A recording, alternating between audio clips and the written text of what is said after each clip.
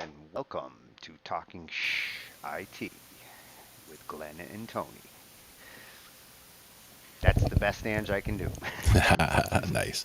Try the rar. Rar. Rawr. Oh, I got another Nobody visualizer. rars like her. That's true. And I have the wrong camera up, so let's go with that one. Ah, Oh, I think I just choked my music machine. did you? Yeah, Uh-oh. I can't get the restream settings to come up on it. It's Hmm. it's thinking. It's thinking about it. It's just not sure if it wants to cooperate this time. Maybe No, I've next got time. the Or, I've got I've got the other ones. I've been playing around with this new machine, so I think mhm. most of what I want to look at and talk about is going to be from this little guy. Sure. Works for me. What'd you think about the movies there? I mean, I was disappointed to see Ferris not win because, I mean, save Ferris, right? I mean, that's a classic for me. Ghostbusters, for sure. Very good, but Well, Ghostbusters did have an awesome ensemble cast, but mhm, mhm. Ferris was just a teenage classic for me.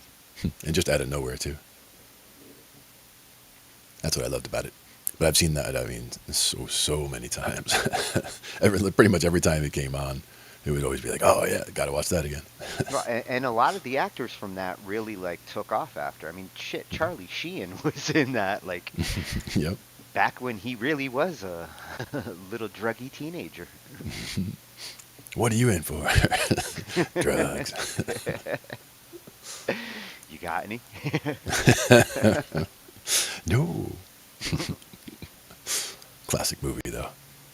Haven't seen it in a long time, but I will have to check it out again now. And somebody mentioned, he mentioned the ones that didn't make it, and all the ones were just like, oh yeah, for sure. Like, Stripes, I mean, that was one that Oh, I I forgot was, about Stripes. I mean, oh my God.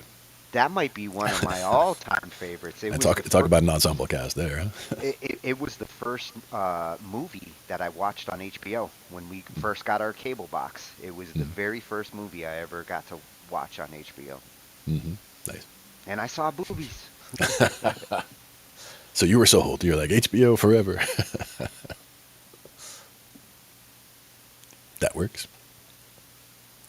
We were talking about a couple different things earlier. We were discussing some different chord progressions, and we were discussing a couple of different, like a video that I had found, as well as one of the charts that they had from there. And we'll take a look at that in a little bit here.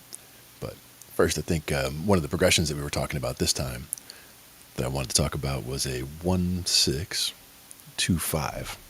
So I think that we still have the keys going over here. And if we do, we got that with the 1. So it would be a 1-6-2-5. We were going with a C major. So I was going C major, A minor, D minor, G major.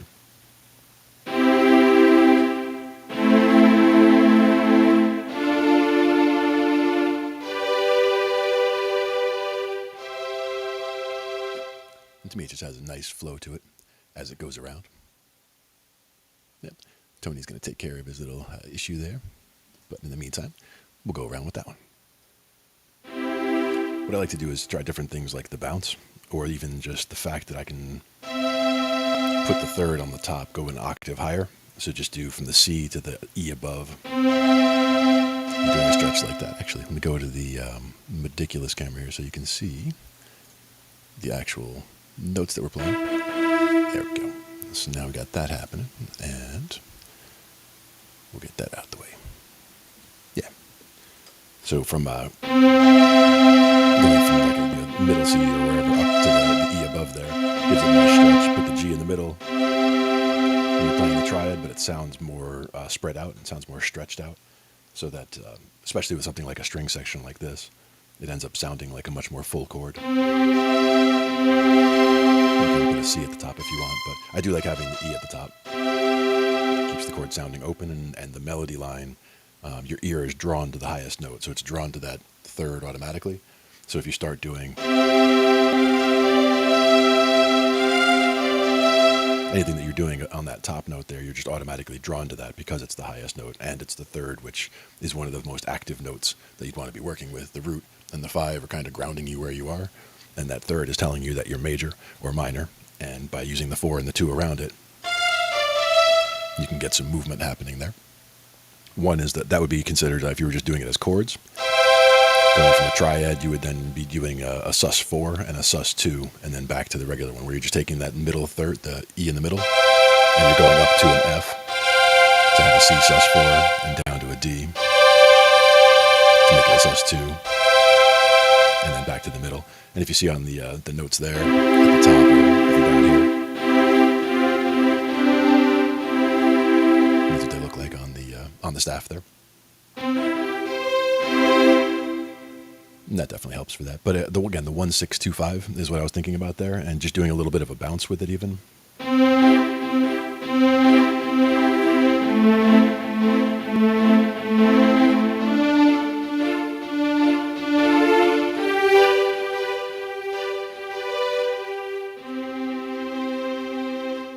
just get something like that where it just kind of works its way around. And the fact that it ends on the 5 and starts with the 1 means that it always wants to keep rolling, and that's one of the important things about the 5 and the 1, is that the 5 is always trying to pull back to the 1. So in a progression, ending with a 5 and starting with a 1, or having the two of them back to back like that, is very useful. And that's also why that kind of movement is useful, and that's why you'll see something like a 2-6-1-5, or even reverse that and do it as a 6-2-5-1, so that you're going from the 5 to the 1 and bouncing your way down from there. That's a useful way to do it as well. But that was the C to the A to the D to the G. I can't see. There he is. How you doing?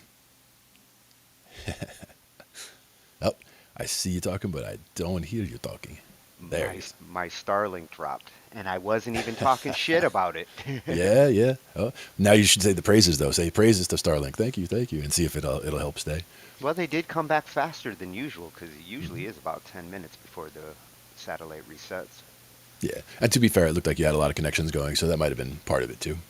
No, the satellite reset. Every time it does, I got to actually reset the Wi-Fi. It's clunky, but it's fast.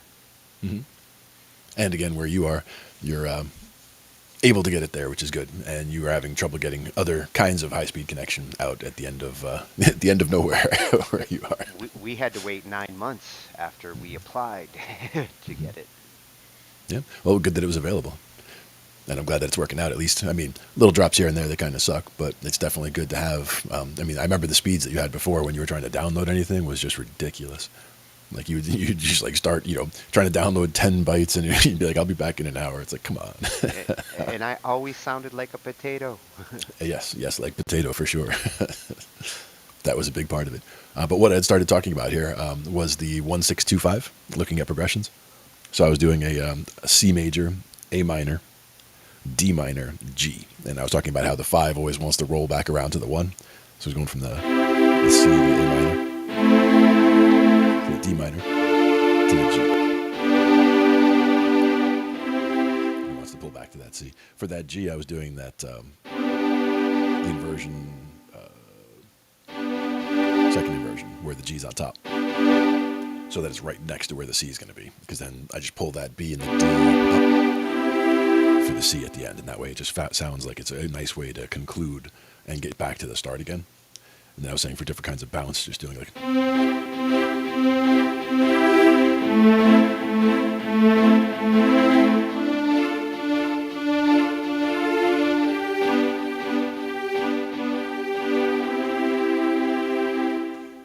Just things like that.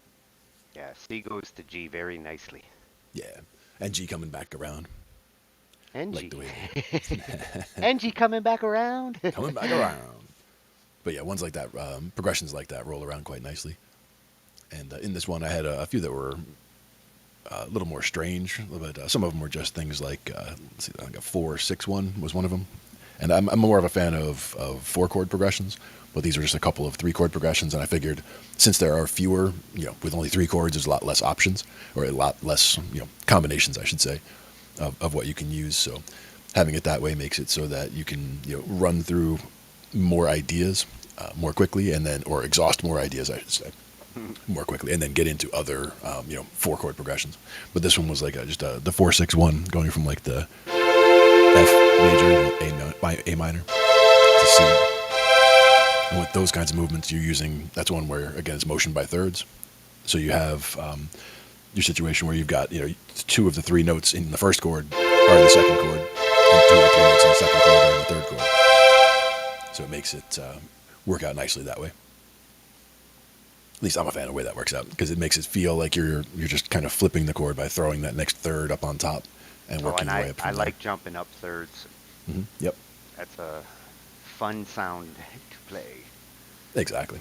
And actually, that was one of the other things that we were going to talk about today, was the that one video I mentioned that I had found on the 3 kinds of chord movement.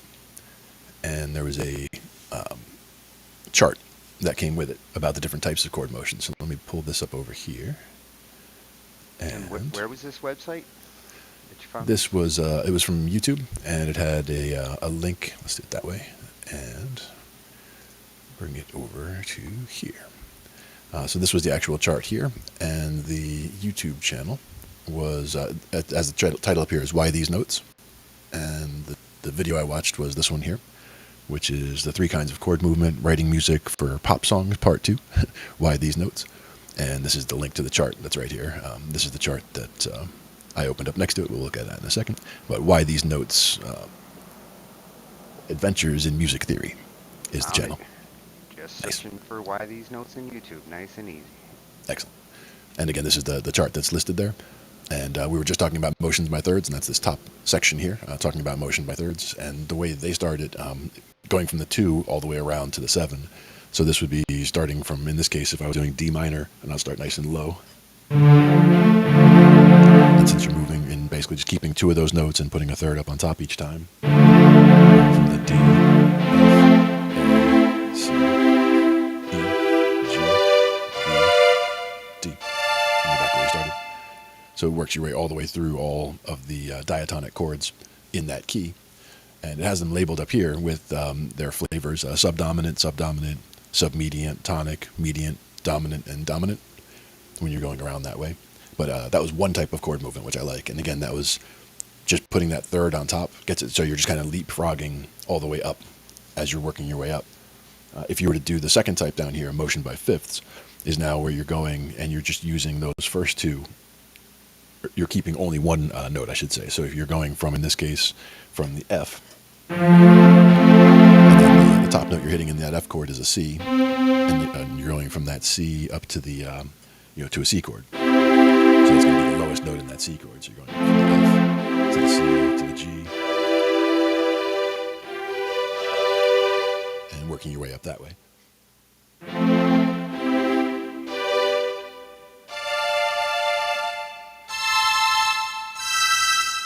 And you get way up there. And then the motion by second is basically the one that I usually do as just an exercise. Anytime I start playing in a key, I'll start by moving just up through the scale, listening to each of the diatonic chords. So if I was playing in C, I would just start with the C at the bottom, C chord, C major, and just go through major, minor, minor, major, major, minor, diminished. And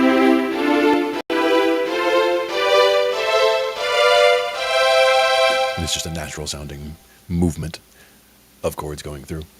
But those are just 3 types of motion that are useful for songwriting. So if you're ever, you're writing a song and you're working on something specific, and when you get to a certain spot, you would then, say, what do I want to go to next? Well, these are 3 different thoughts that are potentially always valid to move by thirds, to move by fifths, or to move by seconds. Gives you places to enable yourself to move to. So that was one that I just wanted to bring up briefly there. Wasn't a whole lot of stuff to it. The video itself I recommend watching. I recommend checking out the channel. Some very good stuff there. But for the moment, I just wanted to really go over the chart and talk about that briefly. Yeah, with the fifths, it emphasizes that motion towards the tonic, right? Like getting back to the 1. Yeah, and that's where going from the 5 to the 1 will always give you that feel. And motion by fifths, you're actually moving fifths going up. So you're going from C to G instead of hanging out at G and then going back to the C. But it's just making a single motion going up by a fifth, or a single motion going up by a third, or going up by a second, where you're just going to the next diatonic chord. Those are ones that are common moves to make, let's say, with the way you're going for chord progressions and all. Yeah. Hey, Rob, you're right. Teaching theory on the lab is a hoe. A big hoe. Yep, yep. And that's where, again, we try not to get too deep into the weeds. At the same time, try not to get too beginner with the stuff that we go over. But or if it's something that's pretty basic, we try to go over it quite quickly and just move on to other parts. But we go into places where we can find more information to do deep dives. And That's more hopefully of a along the thing. way we find an easier way to deal with theory. I mean, I prefer my music theory to actually be simple. Yeah. I understand that it does get complicated when, like, the stuff I've been soaking up the last 9 months, modes and, key changes like that, much more advanced than I used Hmm. to jump into. Yeah. But it's the basics that, like, I'm just happy to revisit and refresh my Hmm. brain. Yeah. And even again, the fact that I go back to C major a lot of times that's just for convenience, getting everything back to just all the white notes and being able to work with, excuse me, how relative intervals and relative chords to each other, relative keys to be in, and that's where again that 1 6 2 5 doing key of C, starts you off, from the C to the D minor.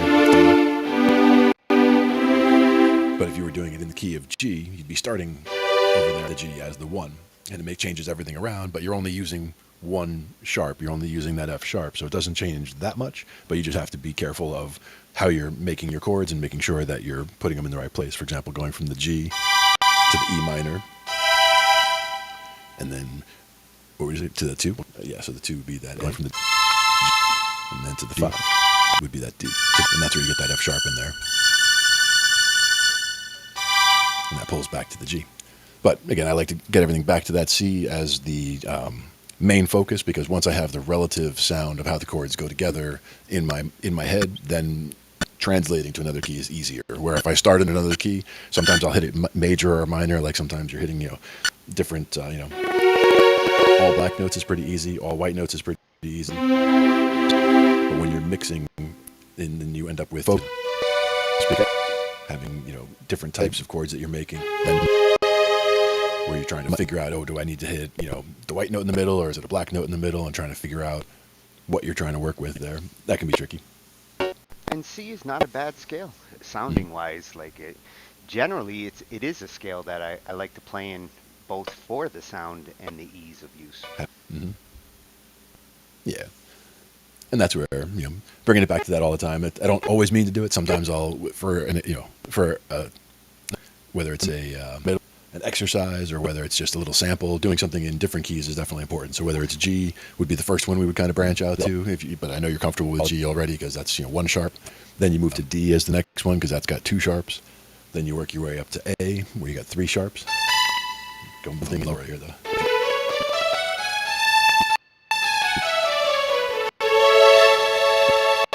And I got my ridiculous, so I got that going again, so we can see what those look like. I'm trying to get mine. And if you go down to that G, that's where you get down to that A7. That's what you would use with a mixolydian. If you were doing a mixolydian, you'd be using that flat 7.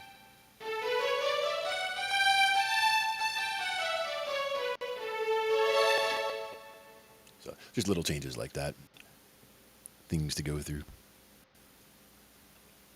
It's got some mixes, huh? Nice. Some notes. There you go. It's good to have notes. I mean, sometimes no news. No news is good news, but at the same time, sometimes having some input is better than no input when it comes to somebody commenting on a mix that you did. I wish people would make notes on Mm-hmm. mixes so that way it helps to figure out what they're looking for. Mm-hmm. Yep. More times than not, everybody's just kind of like, well, do whatever. Yeah. And they get it back and they go, "Sounds good." And then later, Well, I mean, if it sounds good, that's great, And then, but if they do have something that they'd like to say or see that would be changed slightly, it's like let's at least talk about it, whether it's something that can be done or not. well, and a musician who knows what they're looking for, or can explain it, even if they don't know how to necessarily do it in the mixing, but they know what they're looking for. I like working with musicians like that. They put Yeah. some thought into what they're trying to accomplish. Mm-hmm. And Rob is certainly one of those guys. Indeed. Yeah, I'll take a listen to it, Rob. There you go. You always got my ear. Nice. Sounds like a plan.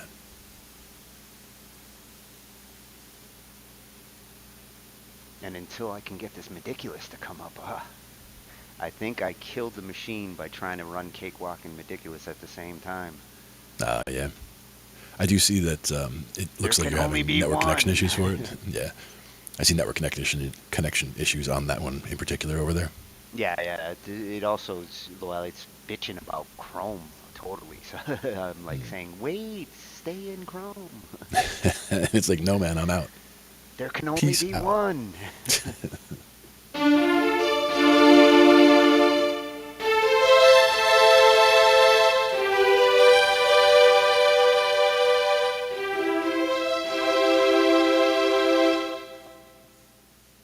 In that case, ending on a C chord, but with an E on the bottom.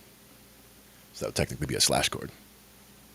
Well, looking at this YouTube site, Why These Notes, this is a no-brainer to subscribe to. Like, Oh, absolutely. just bringing up the YouTube search with that term, like the first 10 videos are like, yes, yes, yes. I Mm-hmm. want to watch every one of these. Nice. Glad to find a resource. And that's the thing is, again, finding resources just by having things come up in my feed because I watch a lot of these videos. So I am, you know how the algorithms work. The more you watch these types of things, the more you'll get these types of things in your feed, whether you're Yeah. subscribed to one or not. So you just start finding really good, spots to get into, really good people that lead you to other really good people as you start watching their videos. So be careful what you watch, because Be it will careful come what you back watch. to bite you in the ass. Yeah. But that's the place where you use the algorithm in your favor. Where if you're really focused on what you're doing, then it will really turn itself around. So if you're in a rut watching the same puppy videos or whatever all the time, you can get yourself into better stuff in your feed by getting a couple of good spots and watching a couple of good videos. There was a documentary we watched the other day that would probably be a good place for people to start. Also, just not that one specifically, but just any kind of for me things like scientific videos that show I don't know whether it's the history of asteroids or planets or history of the Earth or how species came around, whatever, all kinds of stuff. Just going out and seeking knowledge, seeking scientific knowledge, especially, is something I enjoy. Yeah, But YouTube basically knows I like comic books mhm, yeah, and music stuff because that's the majority of what they throw at me. yeah. For me, it's a lot of music theory and the science stuff. So it's like science videos, music theory, and I mean, when you look at the list of like who I'm subscribed to, it's like all music theory with like a couple of other things sprinkled in. But I mean, especially things, Rick Beato, Mary Spender, just, all kinds of YouTubers that have just fantastic videos to start with. Yeah, I was gonna Not, say when I started watching Beato on YouTube, mhm, my yeah, YouTube really got interesting, like yeah, the exactly. suggestions. hmm It looks like he sent a mixed version right there. Yeah, I'm grabbing it. Nice. Excellent. In the meantime, D minor.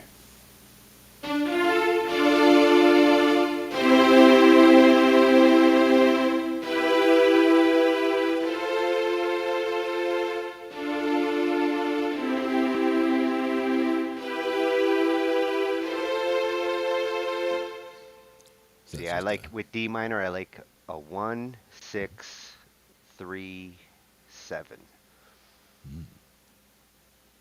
so going from the D minor to B.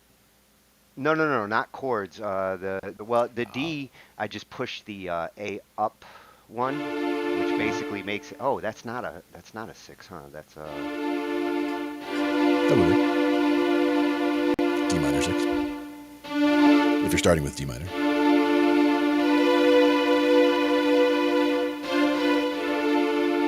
And that's where that top voice, like we were talking about before, when you got the 3, the top voice right now is the 5th. But I can go from the 7th, the 6th, and the 5th.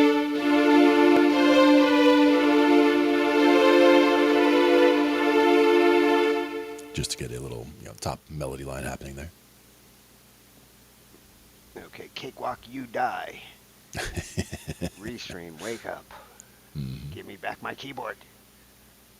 You might even just want to send that machine off. I may have to. Because if it's that bottom one's been like solid red 0 network connection for the whole time, or for a while at least. These other 2 connections you got though are both green, so It's probably not that you have too many connections overall, but just that bottom one's going, no, not anymore. Yeah, I It's can't just get it not to having it. can't get it to send any audio. Hmm. Yeah, and again, I think that's just the network connection that's having a problem with. Well, I was doing all that configuring, right before the show, and I Hmm. installed VU meters, Hmm. Yep, yep, ASO for all, hooked up my Phantom to it. yep. Broke the So, first rule of troubleshooting: change one thing at a time. I don't know which of the five things I did broke it. That's why I it's like think do one all thing of and you them. make sure everything's working, then you do something else, make sure that's working. Do something else, make sure that's working. It seems like a waste of time, but it's methodical because that way, as soon as it stops working, it's like okay, so that thing that I just did, that's what started the problem. Makes it easier to unwind.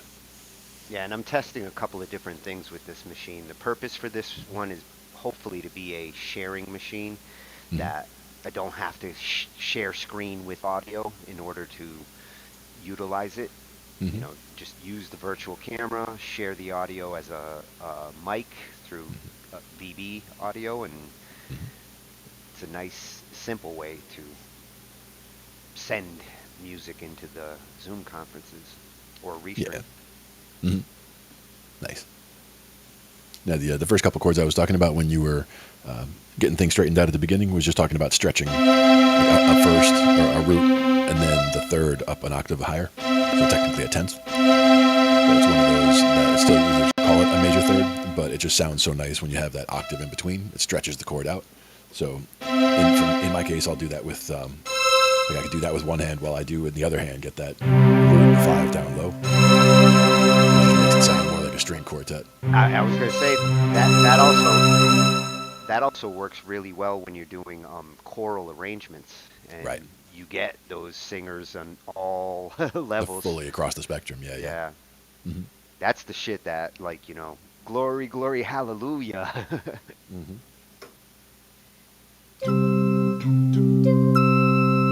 That's the oohs. Maybe the ahs. Or that's just too high.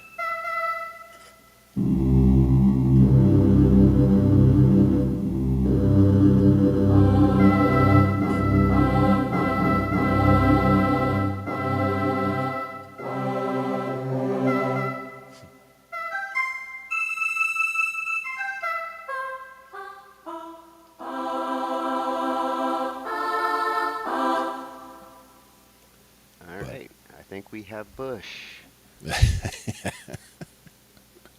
I got that track from Rob. there you go. Very nice. Let's check it out. See if There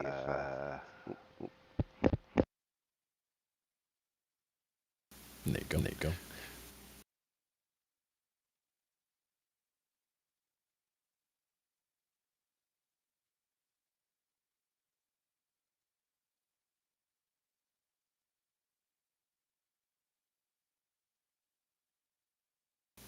Buffering. Buffer. Please wait. Please wait.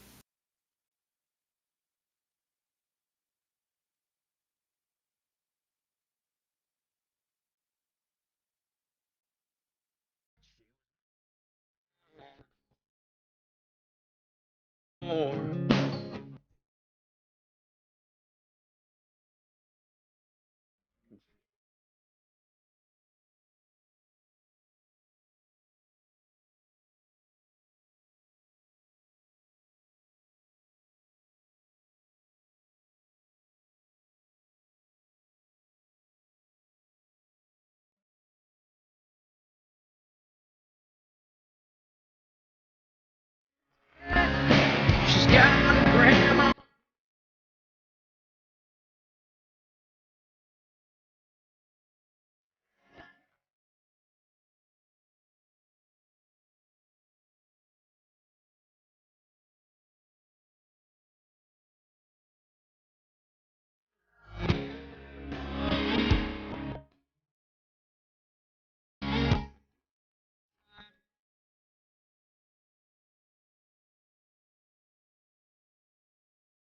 The world keeps getting dark.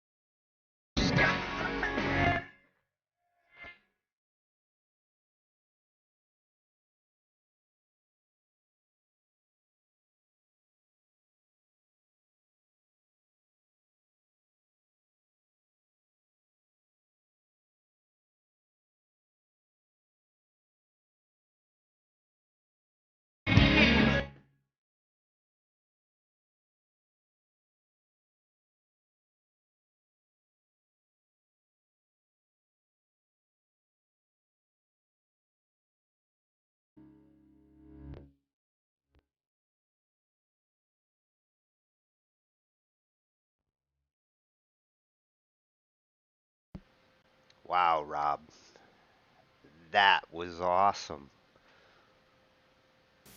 Very much. I like that. Oh yeah, I like that a lot. even if you're not a country fan, it's hard not to appreciate such good songwriting like that. That makes people into country fans. Hmm. And I was reading through the notes that they gave, and for most of them, just like little massaging things, whether it's emphasizing the word blue. I did listen for that a little bit, and I did hear where it sounded like it was a little bit lower, but not in a not lost, but it could use emphasis, sure, but that's just a tweak is more than a complaint, let's say. Yeah, yeah, and there's nice nuances already in there. I mean, the Hmm. little bit of slide here and there always makes country just kind of, you know, glide along. The vocals sound incredible. The mix on the vocals are way better than the average band lab track. And And not buried in effect, which happens a lot in a lot of band lab tracks as well. A lot of people, they do bury things in effect, where it's just it would be so much better to start with something more pure and just add little bits of effect to get things to sound nice, rather than bury things or slather it in the gravy instead of just having a little bit, which right, is nice. and when you got a voice like that, you Hmm. don't need a lot of effect. Hmm. The effect comes from the voice and Hmm. like the words and the emotion that the right lines at the right time. There was a couple of words in there where when it hit those, that's the tearjerkers. That's Hmm. the like when he said something about the ring from 1965, and I was like, whoa. Hmm. And that's where a very specific, a specific year, a specific time. That's a good songwriting tip right there.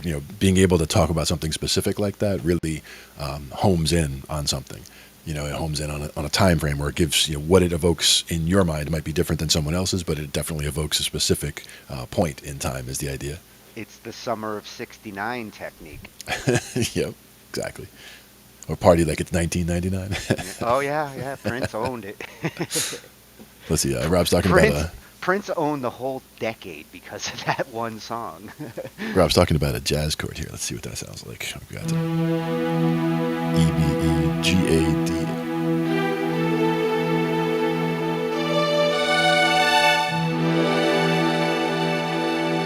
That's very nice. E minor 11. They call that.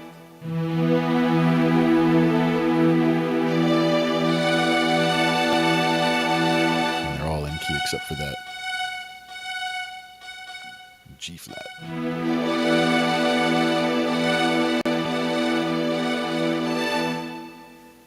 But very nice. I like Oh, the F sharp, you sneaky son of a bitch. it. Well, also the G A, hitting the G and the A with hitting them both with the thumb going across. If you're trying that chord out, I'm doing left hand, just doing E B E, and then the right hand I've got the thumb doing the G and the A together, and then going the rest of the way up.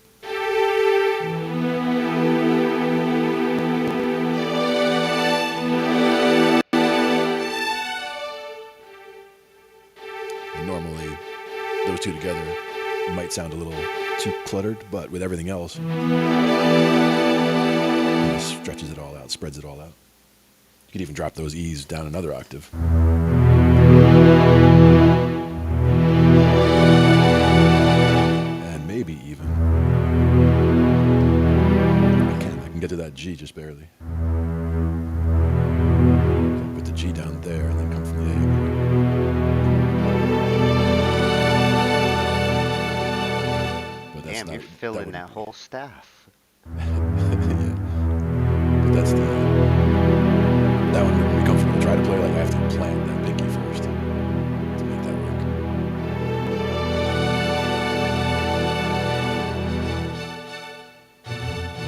The left hand would just be like pushing the whole mush of keys over there if I was trying to play that. But if I do keep the left hand with just that EBE, that's easy enough, and that's good for a bounce. Because you're just using the root and the five and the root on top. So each part of the bounce has the root in it, and then whether you have the five connected to the bottom half or the top half. I usually do the bottom and then bounce the top too. Boom bop, boom bop, boom bop, and then I'll do Oh, that with triads also though. and a fifth will always kind of add more power to Mhm. the chord. I mean, that's Yeah. what power chords are. Yeah, and that's why a lot of times left hand I'll go root fifth, and then right hand, again, if it's seventh chords, the easiest thing is to do root five in the left and do a 3 and a 7 in the right. So if you were doing C major 7, for example, you'd be doing the C and the G in the left and the E and the B in the right, and you could put them close together if you want. And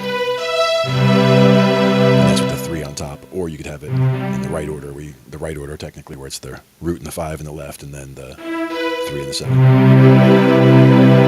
The major 7 on top. But if you flip it the other way, you'll call it the same chord. It's just an inversion where you're putting things a little bit out of order. But you could also stretch it where you're doing in the left hand the root and the 3, an octave apart, and then the 5 and the 7. Same idea. That's a big stretch, though, to cover a lot of keyboard ground. And I do like easy mode.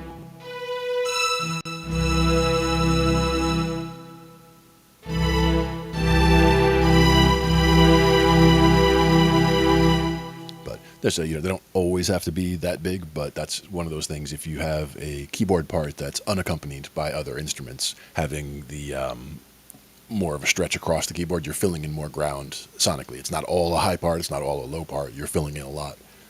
Whereas if you're playing with other instruments, you've already got a bass down there. You've already got a guitar over here, whether it's in the middle or towards the high end. Then you're just trying to find your area around whatever else is open or not being filled in. Because you could have a horn section, it depends on all different types of stuff. Deep house, nice.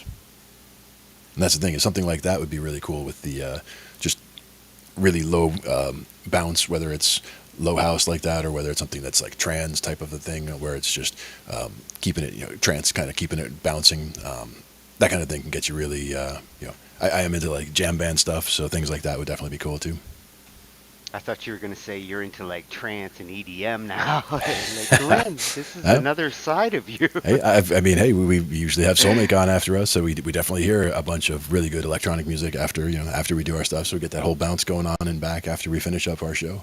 So it's definitely cool, and I've always liked it. It's just something that I've never, I couldn't name bands that are in things that are not in my lane, so to speak. Where I usually am doing, we've talked about me being a Pink Floyd, Led Zeppelin, Grateful Dead, Fish, all that type of music. I'm a fan of all of that stuff, but at the same time, I'm in bands where I do cover stuff, where I know 50, 100 songs, whatever of cover songs, just spanning decades.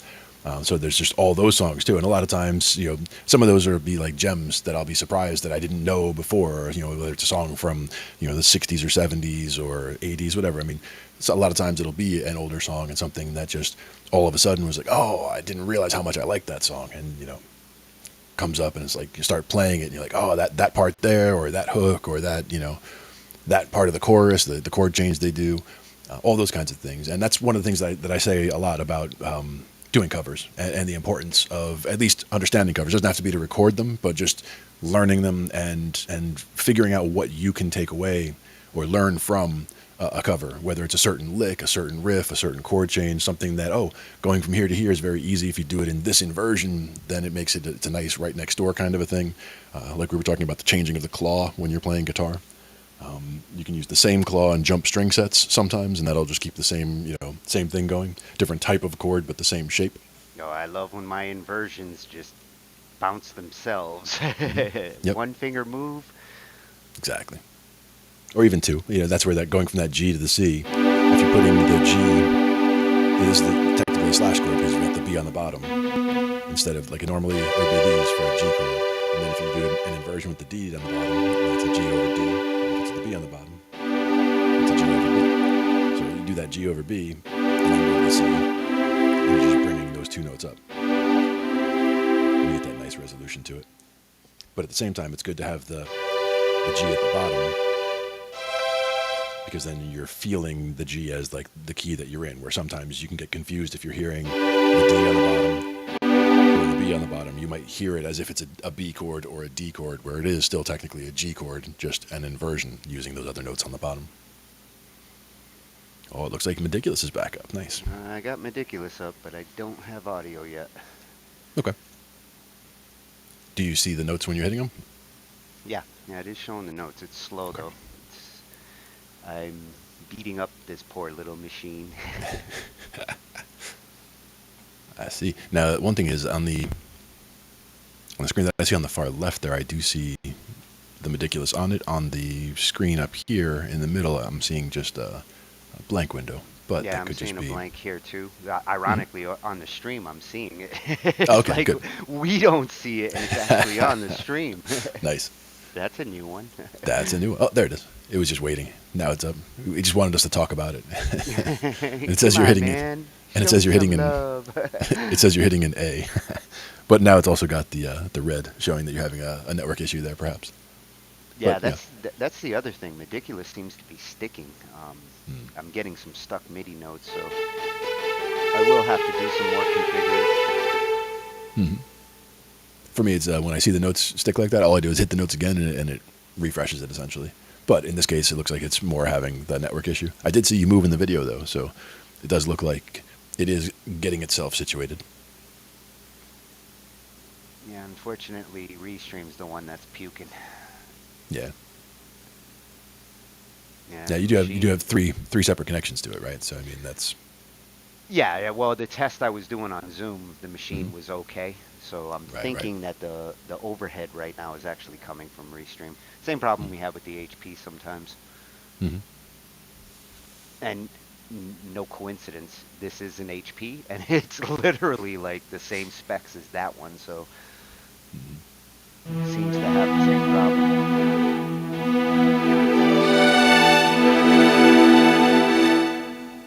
Mhm. It's a nice one. And you could build some nice, whether it's deep house or any kind of stuff on that. It's a jazz chord, but you could massage that into just about anything. It's all about I'd the bounce that you put it to. I'd like to hear some deep house jazz. That There you would go. be cool. Now, I'm not even sure what we have for house in terms of the beats that are built in. They have some simple beats that would probably work, but just curious what they have for. They've got ones like techno and rave and jungle. I mean, there's a bunch of different options here. But we've got trance and funk and rock waltz. I don't know about rock waltz. Well, Uh, isn't trance and deep house kind of in the same ballpark? yeah. Let me know if this is loud. Nope, sounds good. So that would be that. And now Actually again, feels like a real drum too. It's got some yeah, boom. yeah. Now if I go to that other mode in this keyboard, like I was telling you, that's where we get that chord mode happening. So that if we start that again and then I tell it a particular key, so let's say we wanted to do trance in D minor.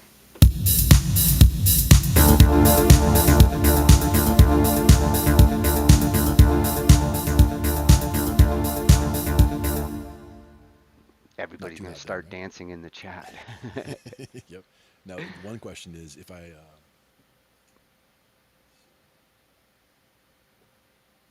if I go to full range chord, I think I could make it do that with that chord. Let's find out.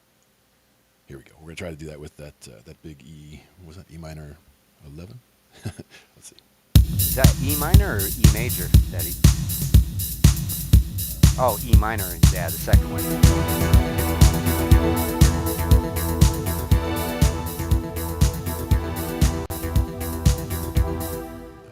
It wasn't listening to it all up here. I'd have to crunch the whole chord down in the bottom octave or so. So let's see. Getting in the. We would probably consider it some kind of a D chord if I'm getting that in there. Although D might be hot enough. Do a fully fingered chord and see what that is. G and A, B, F sharp. There's all kinds of notes in there. Yeah, everything's happening. So. G major stuff.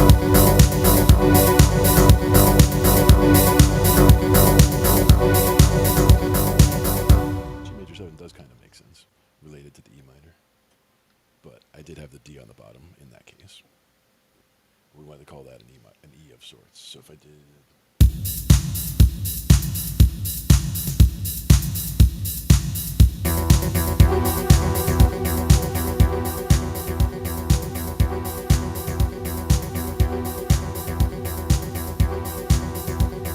It's Just like mentioned Knight something with E Rider minor. went to a dance club.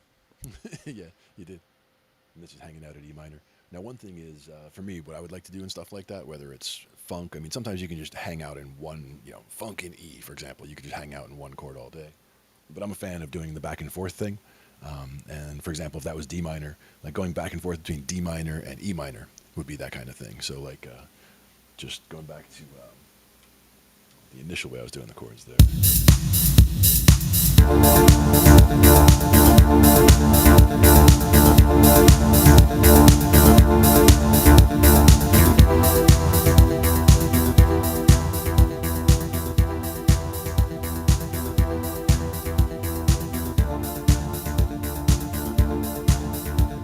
Basically, just get that. I mean, throw that into your looper, just back and forth once even, and you could let that run for an hour and a half while you're just jamming over it. What were you going between E and B? That was D minor and E minor. So I Ah, started on the D minor, and it shows kind of just a quick back and forth. you pulled So a that would be Slither Joe there. there you go.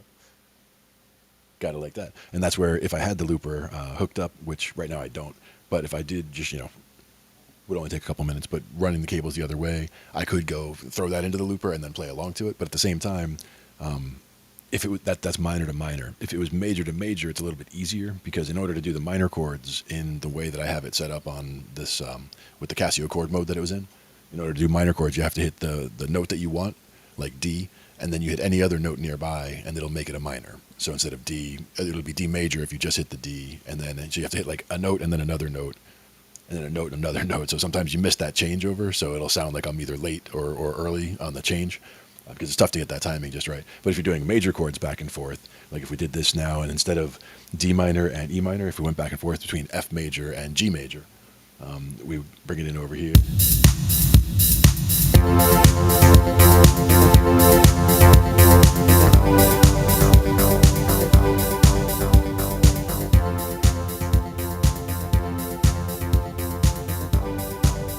I'm playing along with you. You can't see it, but I am. D minor, E minor.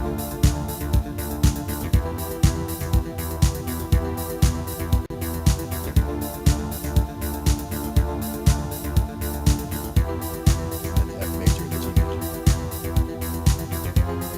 Oh, sorry. Oh, I had the minor by accident. little morph. Now we get a climb tempo.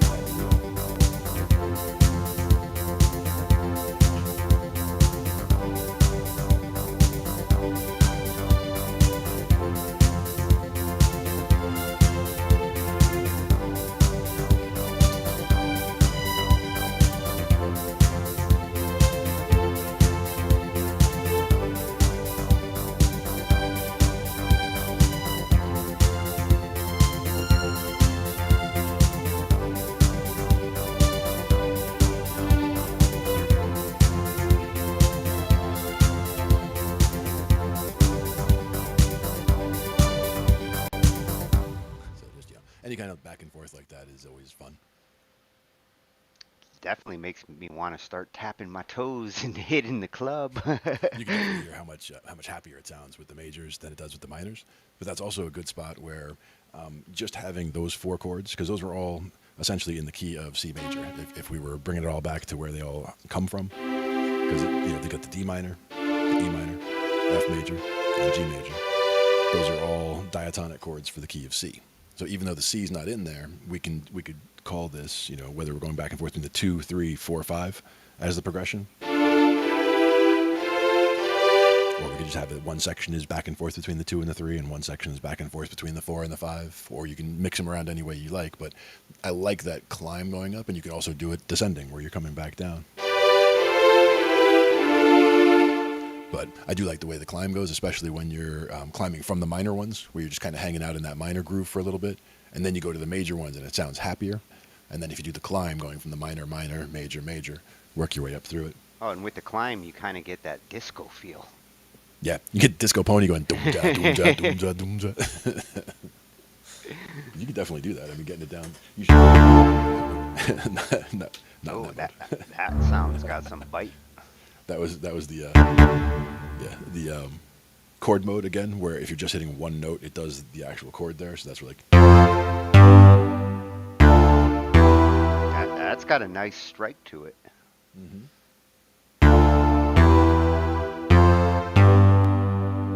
with from the F to the G, it throws the G down.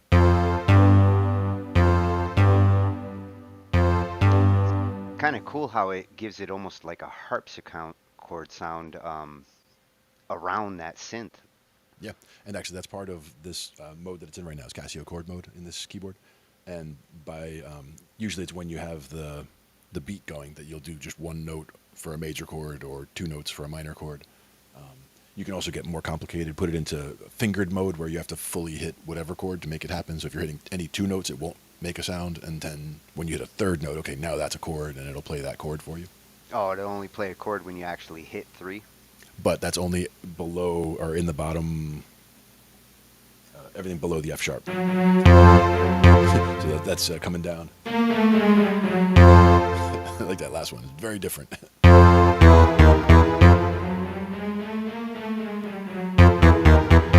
Like you said, there's a lot of bite, and that's got that that's really coming at you. But that's where you're trying to get a lot with just that one. You can hit one button and have a whole chord, so that you can be soloing in the right hand while you're holding it down with that.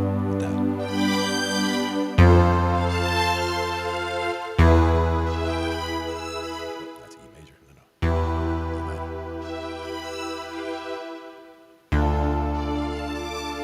And that's where it messes me up, because you have to hit the two notes at the same time to get the minor chord down there, and it'll consider the lower note the root, and the second note just being a modification. So it doesn't matter what the other note is. I can hit a D and an E, or a D and an F, or a D and a G, or a D and an A. It doesn't care. It's just a note, it's major, and another note, minor, and another note, you get 7.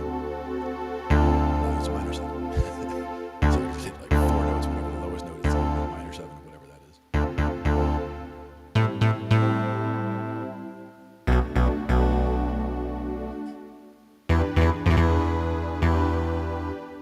But And you you gotta know, make sure you hit them right, otherwise you get that major in there, and it's ooh.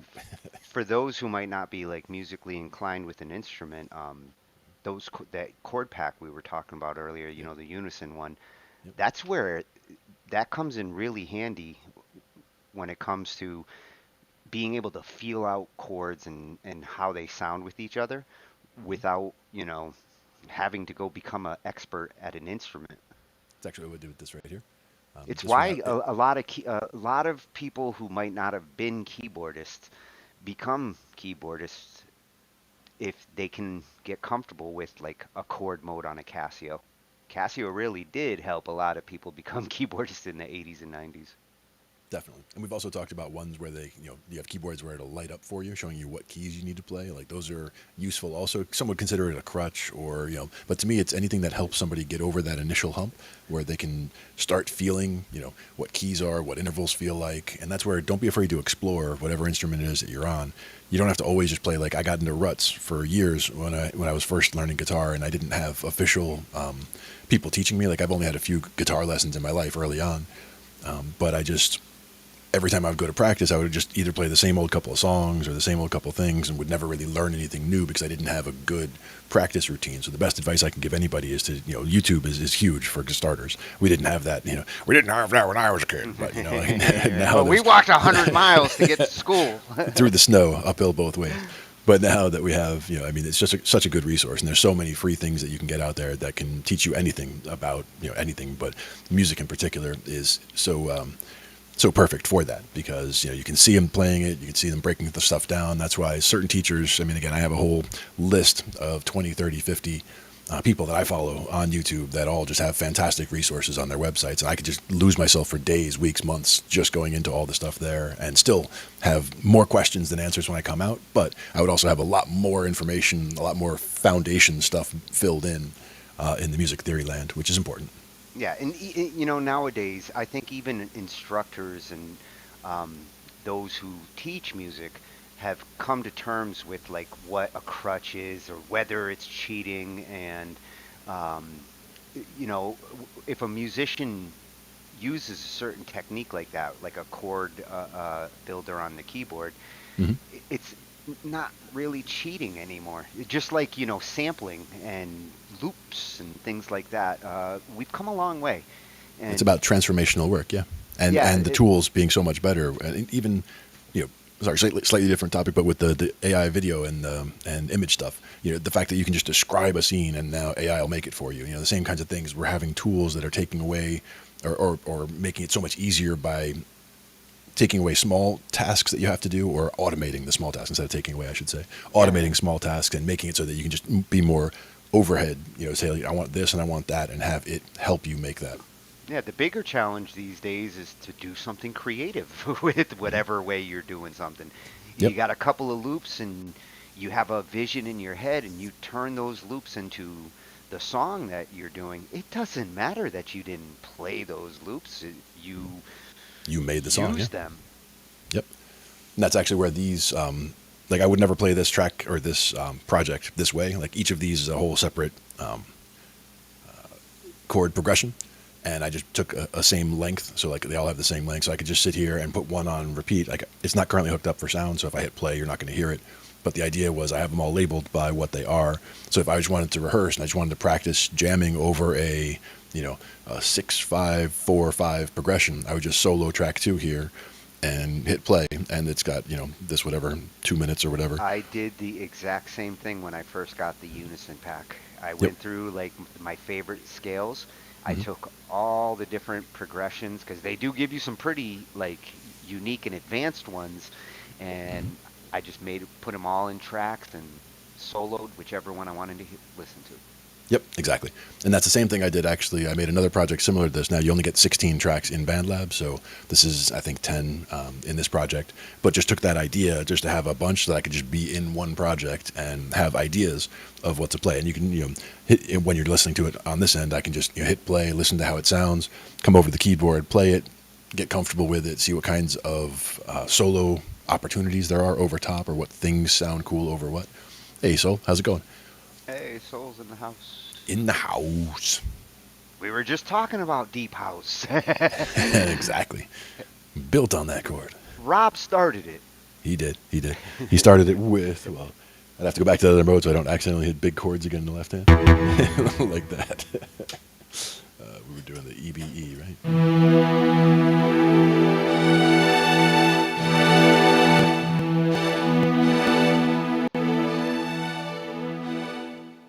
All kinds of options in there. You know one thing that's really cool you can do with these chord packs? If you have the right sound patch, my Halion sampler has some guitar and bass patches that are called one note patches. They're basically like arpeggiators, or in the case of the acoustic, they're strummers. And Right. it'll strum whatever chords you put down, and you set up the right tempo, and it's like having a guitar accompaniment And the important right thing out the with the box. strummer like that would have to be the dynamics, or the fact that Yeah, they're modifying the velocity on the MIDI notes, so it's not just yeah. blam 100% or what have you. Yeah, the ones that come with the Halion sampler, they're cool, but like you said, they don't have the strum dynamics that I typically would like. But there are some VST plugins out there that really have advanced strummers where you can choose a strumming style and give it like variation on or humanize elements and Yeah, totally make it sound human. yeah. Humanizing is something that's very important, and they've gotten very good at it. It used to be, you could quantize things, you could bring them from where they are to perfect, but getting them from perfect to sounding like a person did it was the tricky part. Yeah, and the funny thing with quantizing is it tended to make things sound more mechanical.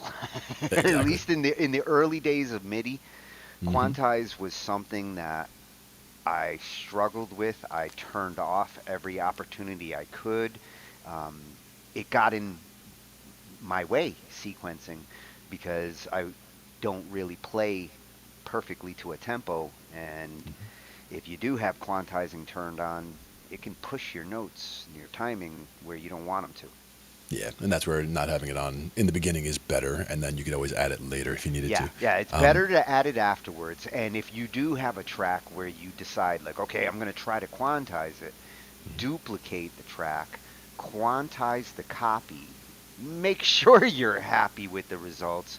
And if you're not, go back to the original and maybe try quantizing either finer or looser. Nice. Now, Soul's talking about is it a Voclia doubler microphone or a vocal doubler? Interesting instrument to play. I have not seen it specifically, but sounding like human timings. Is that for the vocals only, or is it for even putting it in front of an amp or what have you? I think that's his MIDI mic. That's your MIDI mic, right? Like the one inside the mask. You must have the microphone inside the mask. There are rumors that what's behind that mask. No one will ever know what's One behind thing the we mask. know is there's a mustache. I'm surprised the mustache didn't make its way outside the mask. Like you should have I a mask with a know. mustache hole cut in it, so you can get that out there. That's what you gotta do, Soul. You gotta put a mustache on that mask. And why not? Yeah, that is his MIDI mic, which I love the whole concept of using voice as a MIDI trigger. I Yeah, think yeah. this is the evolution. When you're looking at 21st century MIDI controllers, Mhm. I think that is going to be a big one for 21st century music. Yeah, I really have enjoyed a lot of those tracks that you've done there. So using just vocals, just to get the full track done, like very impressive. Doing all that stuff with just the vocal. And it actually picks up good voice dynamics and translates it MIDI wise. Mm-hmm. Whereas, if you're actually trying to do it, say, on a keyboard and you want that kind of swoop that you might do with your voice, you need an expression pedal to do that with a keyboard. Mm-hmm. Exactly. It And that's doesn't where, breathe. with this one also, the instead of a wheel, it's a button, so it's less control over the Yeah, bend. I don't like those But buttons. Mine has both. and that's just this one. I do have the Carbon C61 back there that has the expression wheels, and I also have that small Axiom. It's 2 Oh, octaves. you still got Joey's Axiom, huh? He's I never do. getting it back. Oh, he can have it back whenever he wants it. I don't think that it's been seeing much use at his house because he's got 2 other keyboards hooked up in the studio that we Yeah, use when we're over there. the funny thing is a lot of those little guys like that, people buy them, Mm-hmm. and because there's no synth built in, Mm-hmm. I think a lot of times people get discouraged into not using it because it takes some work. You have to hook it up to the computer, and you got to set something up on the computer to make the sound. I've had people offer me theirs, like, dude, I'm not using this. One was like a $400 Akai controller. I was like, Nice. yeah, he's offering it to me, and I'm like, if you really think you're not going to use it and you don't like it, sure, I'll take it, but I'll offer you one better. If I'll help you set it up Mm-hmm. and try it, and Give it a fair chance. Yeah, yeah. if you really feel like it's not something you'll use, I'll be happy to take it Mm-hmm. for helping you set it up. Polyfrequency instrument voice emulation P5. Nice. He did end up liking it. Mm-hmm. I figured he would once he got it set up. Yeah, yeah. And that's one of the things that we do here is, if people do get new hardware and want to check it out, or, we can look it up and see what we think about it, or, if you're stuck trying to get something working on it, we do that kind of stuff here around too. Just for fun sometimes. Well, if you got a really tricky piece of hardware and you want to make sure it's set up good and you're willing to pay a little bit, a donation to Angified will go a long way there. Mm-hmm. I'll Absolutely. help you get your stuff set up. Absolutely. Me too. One of those things that we do. Yeah, and it doesn't Sometimes we have cause to, problems, sometimes we fix it, them. it doesn't have to cost the expense of the equipment to set it up, Yeah, no. Surely not. Most audio equipment can be configured, set up, and running in a DAW within an hour if Mm-hmm. you stay focused. Yeah, yeah. And if you already have a good setup on your DAW and you're basically just adding another piece of equipment, half hour, because half the work is in configuring the DAW. Mm-hmm. Yep. And just the other day we did some stuff where we were getting downloads. We just had to basically, somebody was just one step away. All they needed to do was, get the hardware registered, and then all of a sudden it unlocks all these downloads that have all these, libraries, instrument libraries, sound libraries, a whole DAW that he hadn't had before. So it's like getting all that stuff in there was just, we just got to do this, we got to do this, go through a couple of steps real quick, and boom, get it all configured. And by the time we got off of our session that night, sitting there recording with, his new DAW with all the new stuff in there, and just getting it all happening. And that's again where YouTube can come in handy, because nowadays you got a specific piece of equipment, you're trying to hook it up to a specific DAW.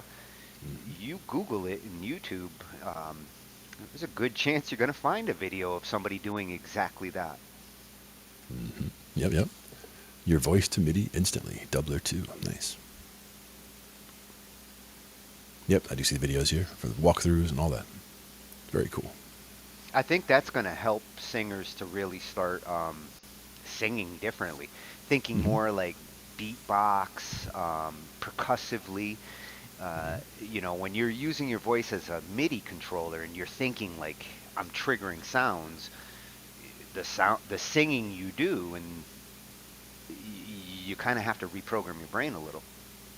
Yeah. And one thing I'd be curious on, you mentioned a virtual instrument for a vocalist with a massive range. If you have a shorter range, you could also use a pedal. Like I've seen guitarists who have like an octaver pedal, not an octaver, but those will work as well. But this is more of like a drop pedal where you could change tunings. So you could take it and say, you could set it for anywhere from, a half step to a full octave. So you could sit there and just use it like an expression pedal. Yeah, but you could sit there and like drop your voice by a full octave or bring your voice up by a full octave. So even if you don't have a large range, I would think you could put something like that in the chain ahead of it to make it think you have a higher range by basically faking it by an octave. I can go from Glenn to Ange. Yeah, from down here.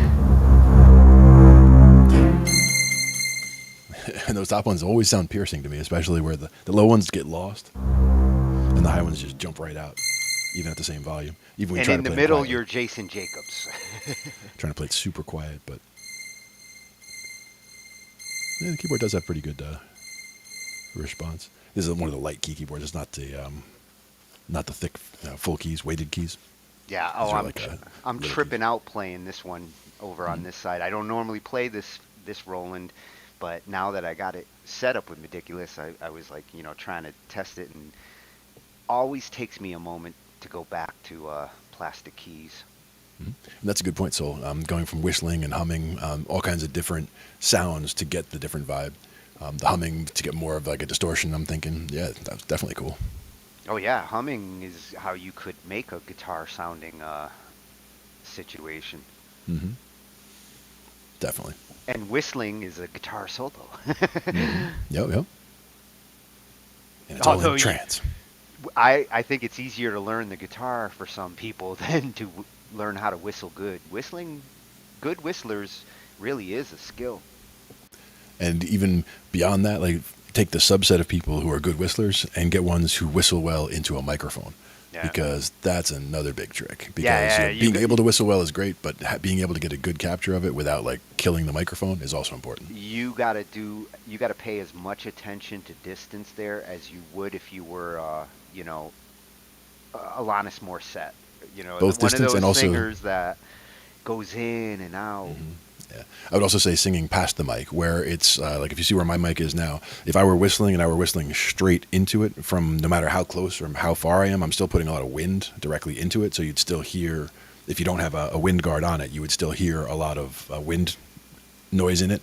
But if you were whistling like still in the same place so that you're still right in front of it, but if you're whistling this way, your airflow is going past it, but the sound is still directly in front of it. So you're not completely on this side where you're only hearing it in one side. You're not completely over here, but you're back here whistling in front of it, but past it. And if I was capturing the audio of a whistle, consider actually whistling, say, into a corner or into an area where the sound actually hits something and comes back into the mic, because it's like a reflector for light, except with sound.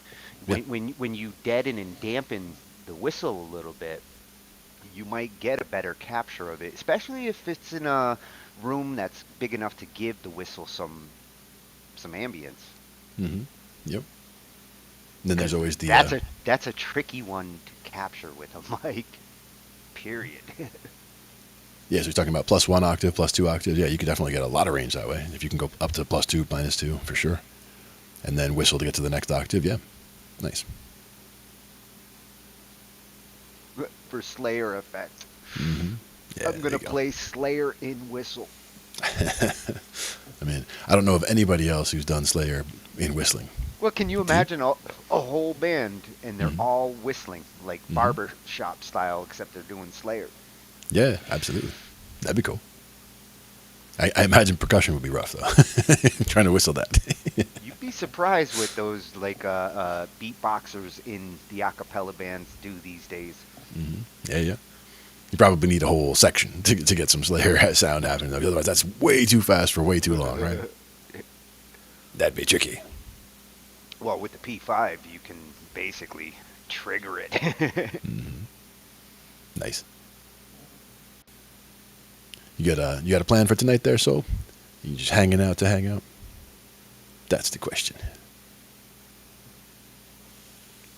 Whether you're gonna do some music or if you're gonna hang out here, either way is good. We've got Yeah, a our lot of times tracks. programming the drums makes the most sense. Mm-hmm. That's one of the things that we've adapted to over the last 20, 25 years as we've gone into digital. Nowadays, drummers really are the ones looking for work in the music world because Nice. a lot of drums have shifted over into the Midi world, the electronic world. Uh, Drummers are always hard to get. He They're just mentioned harder MT to Power Drum. record. And MT Power Drums was a great one, absolutely. That was very much like Easy Drummer in terms of the drag and drop, in terms of being able to browse the types of samples. I think it worked very well, MT Power Drum. And there's also, what was the Drum yeah, Monkey? Drum Monkey was one that I haven't tried. That was a paid one, but that was one that looked very easy, where you just hit a button and boom, here's a drum track for you. all those MIDI beats that you get out of Easy Drummer, Mm-hmm. not the kits, but Mm-hmm. the beats can work in MT and any other drum machine. Right. Because that's the beauty of Easy Drummer and MT.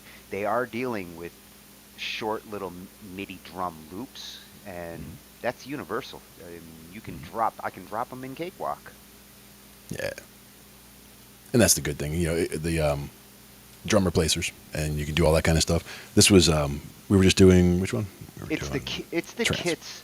When it comes down to it, what you're really paying for with some of those, in the case of Easy Drummer, you're really paying for their kits. They have incredibly sampled kits. The metal kit that Jason uses, I love it.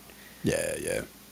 And that's where you can even I think in Cakewalk even you can bring it up and just have the kit on the screen and be able to hit it that way. But that's not the way to play an actual drum part, like click click click Oh God, on no, drum skins. no, no, no. I'm not. But if you wanted to get individual hits, like if you just needed a few accent hits on something, like you put something in and then you just need to add here and there, you can do it that way for sure. Yeah, I don't mind clicking it on a grid, or like the way Slither's doing it now with the Novation. He's got the nice, like, Yeah, yeah. 8x8 pads. Mhm. That's a very easy way to kind of nail down a drum, like hit, hit, hit, and you just press 3 squares across 8.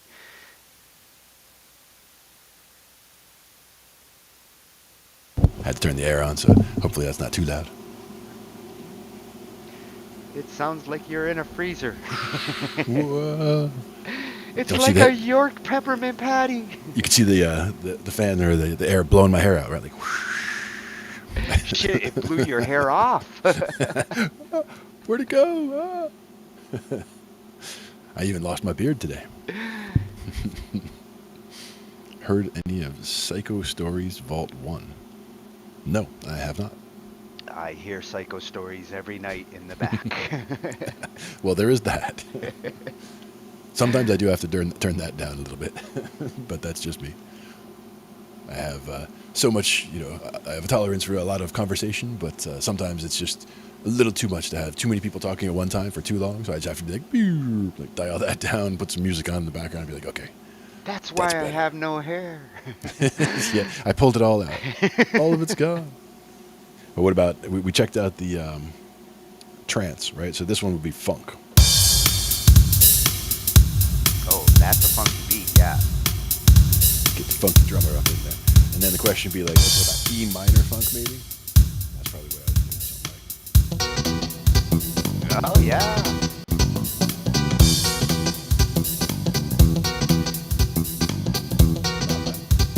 Something like from there to the F major.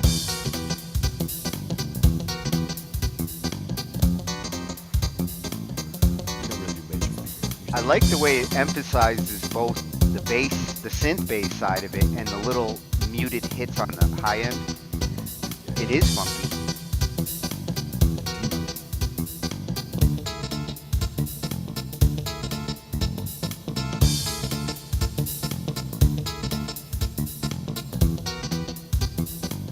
See, and those are two chords where you may or may not think they work until you you go through them a couple times. Sometimes you got like a big finish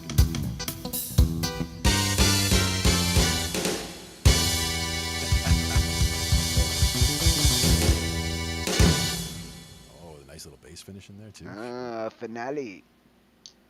I like it. But that's one of the things that I like about that. They do have a couple of fill-ins also. Like they've got an alternate. You've got the main rhythm they're doing. They've got an alternate rhythm, a fill-in, and a that big finish. So that And when you're finishing up, I really like hearing the finish suggestions that you get yeah. from like Easy Drummer and these other programs because that's where my weakness, I guess, would lie. Hmm. Always thinking the intros, focused on the intros, and usually I will do my outro like Hmm. the intro. You go Hmm. out like you came in, Yeah, yeah. especially with piano. But hearing, especially with different styles, Big the time. splash finishes, because if you're playing with a band, you get used to finishes. Like you Hmm. stare at the drummer and wait for that moment, and Yeah, yeah. somebody bangs on something until he says we're done. Mm, bow, bow, bow. And then we're done. But you got to be ready for that. Yeah, at the end, and then be ready for that last little hit. Dun.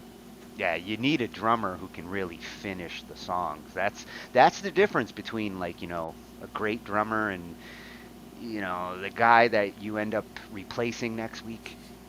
Yeah. Or when you get me sitting in on drums just because there's no drummer there yet, so I just jump over on the kit and be like, hey, let me try this. Because I can do like a couple of little things, but yeah, you trying to get fancy or anything like that, yeah, not so much.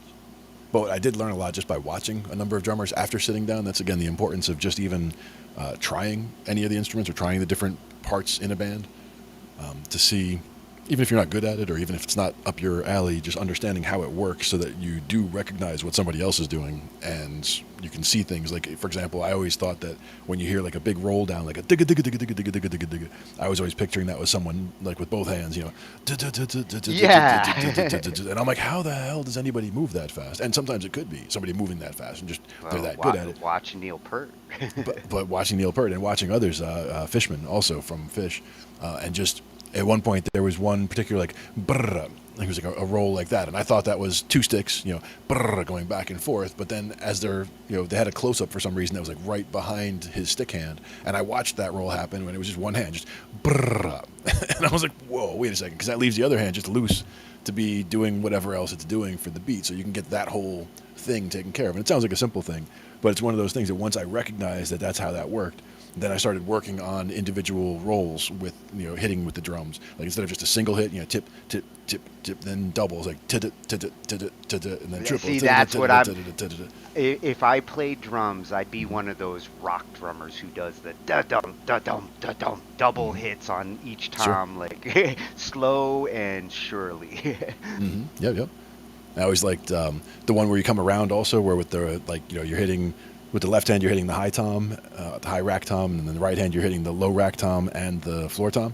So you're going da and then you're hitting the kick at the bottom. So you go da-da-dum, da-da-dum, and when you hit that bottom one, you're also hitting the snare and also hitting a cymbal. So Oh, you're like at the end, you're if hitting you all of get it. that, if you get that did it do Hmm. technique down, Yep. you are a good drummer because the Yeah. good ones get that, like, and they use it so solid. For me, that's like a one trick pony thing. For me, it's like I can end that way, but then in like coming up to the cymbals like Yeah, just try to riding up the keep the cymbals or beat. whatever. Try to keep the beat with that. Yeah, exactly. That's where it gets tricky though. If I try to get the left foot involved at all, like lifting the hi hat, like if as long as I just keep the left foot holding the hi hat down and just keep a closed hi hat, I'm fine. And I can mix in that left pedal if it's just taking the place of me hitting the hi hat. I can free up the hands to do other things and just keep a Do you clapping have on the hi hat. do you have a dominant foot? Yeah, I would be a righty drummer technically, where the hi hat's on my left, and the floor tom, if I had one, would be on my right. And as far as your left foot and your right foot and what they have to do, you like them in that position because I like them that way, but I don't think our feet are like they're kind of like our hands. Although we think of our feet, we just walk with them, and we don't think left foot, right foot, other than to walk. But Yeah. there are some skill differences depending on. That's where for me it was more, and I'm actually different than most in terms of a lot of the things that would determine whether you're a lefty or a righty. I seem to be a lefty. Like if you just cross your hands one over the other like this. If you said you're a lefty, I'd believe it. You are. You feel like a lefty. Well, if you put your hands together like this, like just interlacing your fingers, one way feels right and one way feels weird. And Oh, for me, the way really? that That's how for they. me, well, that's one in particular. Which thumb is on top when you do that? Which thumb is closest to your face? Your left hand or your right hand? Okay, if I was to do it naturally, because I do it all the time, I do it like this, and my left thumb's on top. Yeah, mine too. And that's the thing is that's technically one of the things, and doesn't mean I'm a lefty. And that's the end of the story. Well, I am a It's lefty. just it's a propensity for it. And that's the thing is I was technically when I was very little, I would pick up a pen or a pencil in the left hand or right hand, and just either way was fine. But my parents would hand me stuff to my right hand because they thought I would have less problems in school being a righty than a lefty because Yeah, there's issues with having the right notebooks, like trying to use that erasable pen. You remember that shit? You probably got that all dude, over you. My shit was always dirty at the end of the day. That was the word. My buddy was a lefty, and he always had that issue. Yeah. It's true. Like they did discourage left hand. My parents did it too, and my dad quit school in like fifth grade because he got sick of the teacher slapping his left hand because he was left-handed. Yeah. And even now, I can write lefty or righty, but like if you would, my left-handed handwriting is even worse than my right-handed handwriting, which is already not that. I mean, it's fine. It works. It's legible, but it's obviously not neat. Let's say. And in some cases, it's not even relevant because, like, when it comes to a computer, I'm right-handed. I had to use a left-handed mouse. That's stupid. Like, I've done that a couple times. Though, left-handed mice, weird. You want to talk about weird? One of the weirdest interface devices that I used, mouse substitute, let's say, was somebody who I guess they had major carpal tunnel issues, so they couldn't use a mouse or a trackball of any kind. So the way they got around it was something that was the Finger? like below your space bar. No, below your space bar, there was basically a foam roller wheel. Like think of like in a fax machine. Yeah. I know exactly what you're And so talking about. it rolls up and down, and that moves the cursor up and down, and it slides left and right on its own little shaft that's there. Yeah, So that's your left, and it was really smooth, honestly. I would totally be okay with getting a keyboard with something like that. We set some of those up at the investment firm I used to work at. Yep, that's where. There were a couple guys who couldn't use mice, man, or they had so much damn money that they didn't want to use mice. In this case, it was more of a it was a thing where she knew that she had to use a mouse or use something for the computer all day because that was her job. But she had such issues with the carpal tunnel, they didn't want her She using a could keep her mouse or hands this straight. or that. But yeah, she could, and even just rolling it with the you could even just roll it with the underside of your hand like there. Like you don't have to even use the hand; you could just use the arm to like roll up and move to the sides and all that. See, You can and use your that's- nose if you want. I mean, it's easy enough to move. I bet you I could use a few things that would surprise you. Look, Ma, no hands. That's the kind of controller that could lend itself to music because, I mean, I've tried every kind of mod wheel and expression pedal that they've ever come up with. I like the joystick idea, like the self-centering joystick, like you have on the one, where you can do left and right and forward and backward. This one is well, it's not four-way. It'll go left, right, and forward and back, but it does stick to the middle when it goes backwards. Right, exactly. So three-way almost then. Like it can hang out anywhere I except if you go back, it snaps back. I think Yamaha and some of the other synth guys have made some where they do have an actual joystick. And Roland probably didn't bother with that because they have something the other ones don't. The V Mm. beam, both these Yeah, yeah. keyboards has a V beam, which is like a theremin. I mean, Hmm. I Yep. don't know why I don't use it because I really could have fun with it. You got to make me use that one night, I will. I will. and And that's where we'll I mean, test it. theremin would be a lot of fun actually to check out. Well, this turns anything into like theremin kind of play because Hmm. you just hold your hand Above, distance, and that's turns where it into the whammy. with the theremin, it's also like like the more you like warble your hand back and forth, you'll get a wavy sound. And that's how Yeah, you get it's that. like Wah. hand vibrato. Yeah, exactly. And also with the actual theremin, it's how close you get, as well as it's almost like with the old TV antenna. Like if you had your hand this close to the thing, and then the other arm is like it's up over here, and it'll sound like one thing. But if your hand's up over there, it'll sound different. Same thing, because it changes the way your field or the field that it senses from you, your magnetic Oh, field. and those old TV antennas, man, I used to have to fuck with mine just to get channel 30.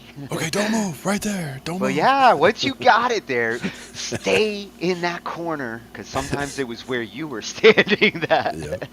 Yeah, well, that's the thing is me. I'm a big guy, so I block signals. So like if it's like I might be sitting here and I might be getting crappy reception or whatever. And I go to change something, but as soon as I get up to go change something, it's all perfect. And it's like okay, and then you sit back down, and now it's a problem again. Then you get up, and it's fine, and you sit down, and it's a problem again. It's like, what is the problem here? I'm in the way. Yeah. Need to Same thing turn with cell you phones. into an antenna.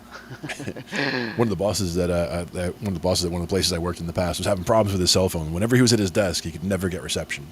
And I'm just like watching him. It was one of the flip phones back when flip phones had Oh, the the antenna old at the bottom. Motorola's. It was basically when you flip it open. Where are my hands?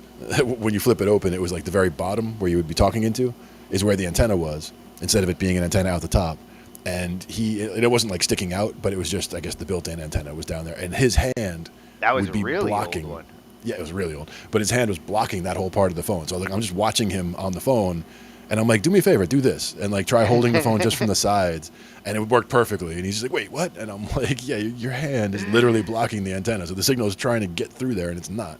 And at that point, it was they weren't as powerful with the antennas and all of that, so it was Yeah. literally just the meat of your hand is literally in the way. So stop doing that. Early cell phone technology. Anybody who got one in the 80s or 90s had a good chance of getting screwed. My dad used to have one in his truck in the 80s, which I thought was like, wow, man.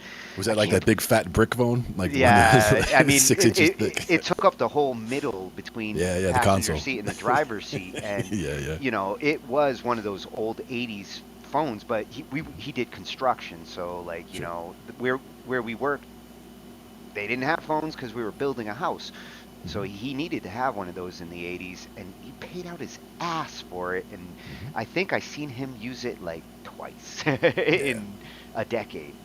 Yeah, now in the early to mid 90s, I was working in the city at one point, and my boss had like some of the earlier cell phones. So we did have like the Motorola flips at that point, and that was like, at that point, cutting edge, ooh. Well, once You know? once they started to get the flips where like the mouthpiece just and it was relatively small, that Mhm. was better than the bricks. Yeah. Those bricks from like the early 90s. Hmm. You remember Saved by the Bell?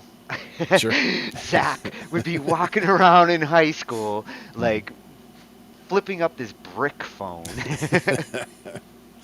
Yep, and nobody else in the school had a phone, Dude, but they didn't even have a phone in the nowadays, school you could pay. They didn't even have a payphone. but nowadays, you don't have a single person who without a phone. Pretty crazy. Yeah, we've come a long way, baby. Yeah. It's also interesting though that that so much more information accessible all the time to so many people. Like you can learn so much. The tools, again, tools can be used for good or evil or not used in the right ways or whatever. But having tools like this should mean that everybody should be like super brains. Like they should have they should be able to look up anything they're curious about and just go, hey, They what should. about volcanoes? What about They, this? And just be able to look up stuff and get if that nothing information. else, when you're talking these music tools, they should become super creative. Yeah. The really creative ones out there who will do whatever they can with whatever they got Hmm. have more toys that are literally free. I mean, Christ, we could make a whole album with Hmm. just free stuff to produce it. Oh yeah. and make it sound like it was produced in a fucking studio without paying a dime in software. The only thing I guess would be our instruments and equipment in the sense of like a mic. Yeah, good stuff. But the actual synths, the effects, the mixing and mastering, um, you don't have to pay for that software if you use the free stuff and you're comfortable and you get to know it. Some of that free stuff, like the MT drummer, is Hmm. Easy Drummer. The only Yep, difference is exactly. one costs money and the other one doesn't, and Yep. one does come with some pretty killer drum kits, which are Hmm. worth the cost of the Right. software. Right. But as far as to me, I would say if anybody's considering buying Easy Drummer, I would check out MT Drummer first, not necessarily as a Yeah, replacement for it, but that'll get you familiar with how the interface works anyway. So you're helping yourself learn Easy Drummer by looking into MT Drummer, which was free. yeah, and it doesn't cost you anything to try, because if that doesn't work for you, there's Hmm. Easy Drummer's probably not going to work for you either. They take the exact same approach. Exactly. That's Exactly. that's kind of like with your DAW. If you're using Cubase or Reaper or Cakewalk, if it if you can't get that DAW to work, you're going to run into the same obstacles in any other DAW because there's a learning curve for every one of them. Hmm. Where's the button to do this, and until you get the concepts down of recording the track and the things you want to do to it, the DAWs themselves aren't what you need to learn first. It's more recording concepts, which you do with Yeah. BandLab these days without even thinking about it. And that's also where, again, I keep coming back to working on covers. And to me, that's things where rather than sitting at a new DAW and trying to write your new masterpiece song, at a fresh DAW, so you're trying to learn the DAW while you're trying to get stuff recorded and trying to do It's all a that. good excuse to learn a DAW. Like, oh, I'm Yeah, gonna do a doing a cover. do a cover because you already know how the song goes, you know how the parts go, you know you can lay it out. Even if it's a matter of one thing that I would do when I was doing, I have some covers that I did of some Grateful Dead songs, some Fish songs, where I wanted to do the whole song, do all the parts myself, but I needed somewhere to start. So I would start by just putting the actual song in there. So like one of the Grateful Dead songs I did, I just pulled a version of the song, live Grateful Dead song, put it in there, and played along to it with the bass. So I just played the bass line along to the song as it was in there, so that I had the structure, start to finish right. Then I added another layer, of guitar, rhythm guitar. Then I added a layer of keyboard. By then there was enough of the song structure there where I knew where all the parts are and all that, where I could take the original parts out. And I just put drums in, or tried to get a very basic drums, where I was just trying to get in. I don't know how loud these are, but Where did you load just trying to get those in. all those covers that you were doing? Was it your looper you loaded them into? Yeah, yeah. In the looper, I do have a bunch, and those are So not covers that useful. I did, but those are just. I was using the looper as this guy. Yeah, I do it with Midis too. Yeah, using this That's looper my as go-to. the as like a practice tool, and it's got so many connections on the back that you That's the can. that's Joe's little guy, right? Same as Yeah, his little one. yeah, I mean, yeah. it's The not really RC. little. I mean, it It's does the come. RC30. There's the RC3 would be the individual where it's just one Oh, of the it's the pedals. 30. The 30 has the two pedals. I think his is the 300 where it's Yeah, three he's got pedals. the 300. He's got that extra But one. I think he also has this one. I just think he stopped using this one because he has the 300 and now he got the 505. So Yeah, that's the monster one. That's the one that Rebele has. That's awesome. I mean, that thing is amazing. dude, that 505 is a sexy beast that Yeah. I would not kick out of my music bed. Exactly. With this one, with all the connections, it's all quarter inches on the back here. So like I can take my, and it's also got one input for XLR, so you can do a microphone in as well. Since it's different loops on this pedal versus this pedal, you can have control over this loop, or you can put multiple layers on this side. You can also put multiple layers on that side, and have the two sides independently on or off. So you can have drums and something over here, and everything And else over you know, here. if you think about it, at its basic, that's all you need right there. Is Hmm. to if you're trying to experiment with, say, a riff or a pattern, Hmm. and you want to do the experiment on channel two, blend it with the loop, and if it sounds good, merge it, and now I got channel two open again to add more shit. Yep. And you can also just, without recording other parts, you can just have those parts that are looping and just audition. Like you're just playing parts over and over and trying to figure out what fits right. And then when you do have a part that you really want and you want to keep it, then you can lock that in and put that into the loop and then, okay, now work. And you can like bring it in or bring it out, depending on what you're doing. Yeah, but that's where watching Rebele work with that 505 is one that you'll really get a sense of how to bring the different layers in and out. Amazing. He makes it look so easy.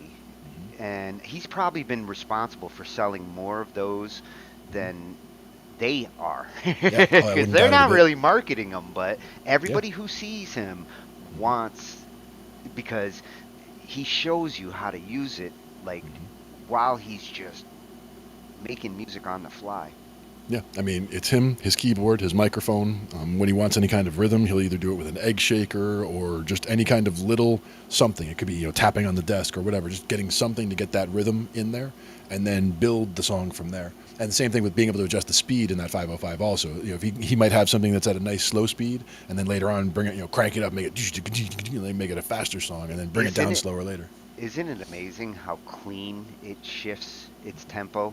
The 505 and that Novation that Joe has, both amazing slices. Yeah, you can go from like 60 to 160 and still sound fluid all the way up.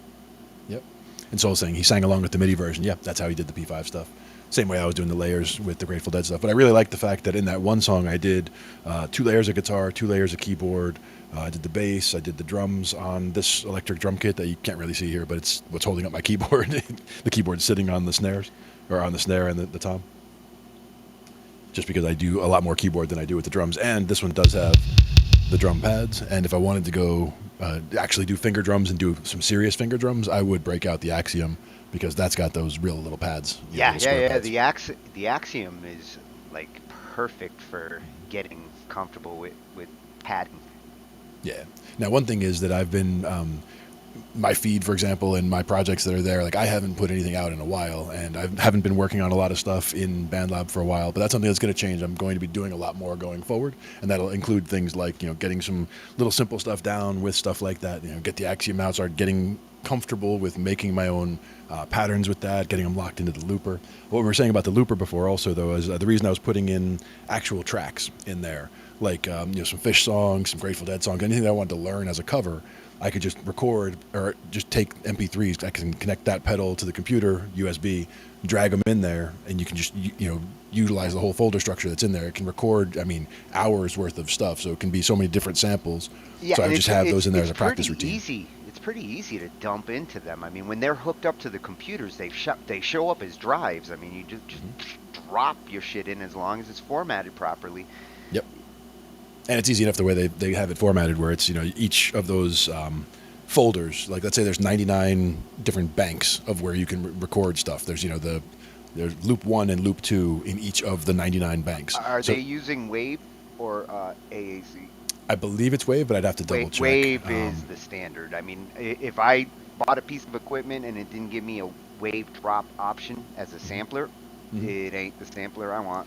I would think it's a Wave, but the only thing I'm second guessing why I would say it might not be is because I don't know if for all those songs I dragged in, if they were MP3s or if they were Waves. It might do both. Like if I'm recording a loop, it would probably be uncompressed Wave. But if I drag something in, it might be compatible with both. I'd have to double check on that. But I know I did drag them in there, so I either converted them to Wave and put them in, or it works with both the Waves and the MP3s. Yeah, and it's not uncommon for samplers to be at MP3 support. A long time ago they started adding that. AAC is popular nowadays. Although that's for compression. Like, I can store more. I'm not filling my card faster.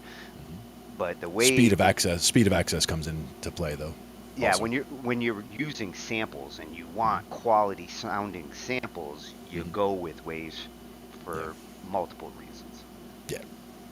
And again, that's why I believe the default is Wave for what you're actually recording. Like if I just said, go record a loop, it's going to make it a Wave file for me. And that's why you have that limit for space, but it is a very large limit. You fill your drive faster. Yeah, but I mean, you don't need a lot in the pedal either. Like if I was going to a show, I wouldn't necessarily have things in the pedal already.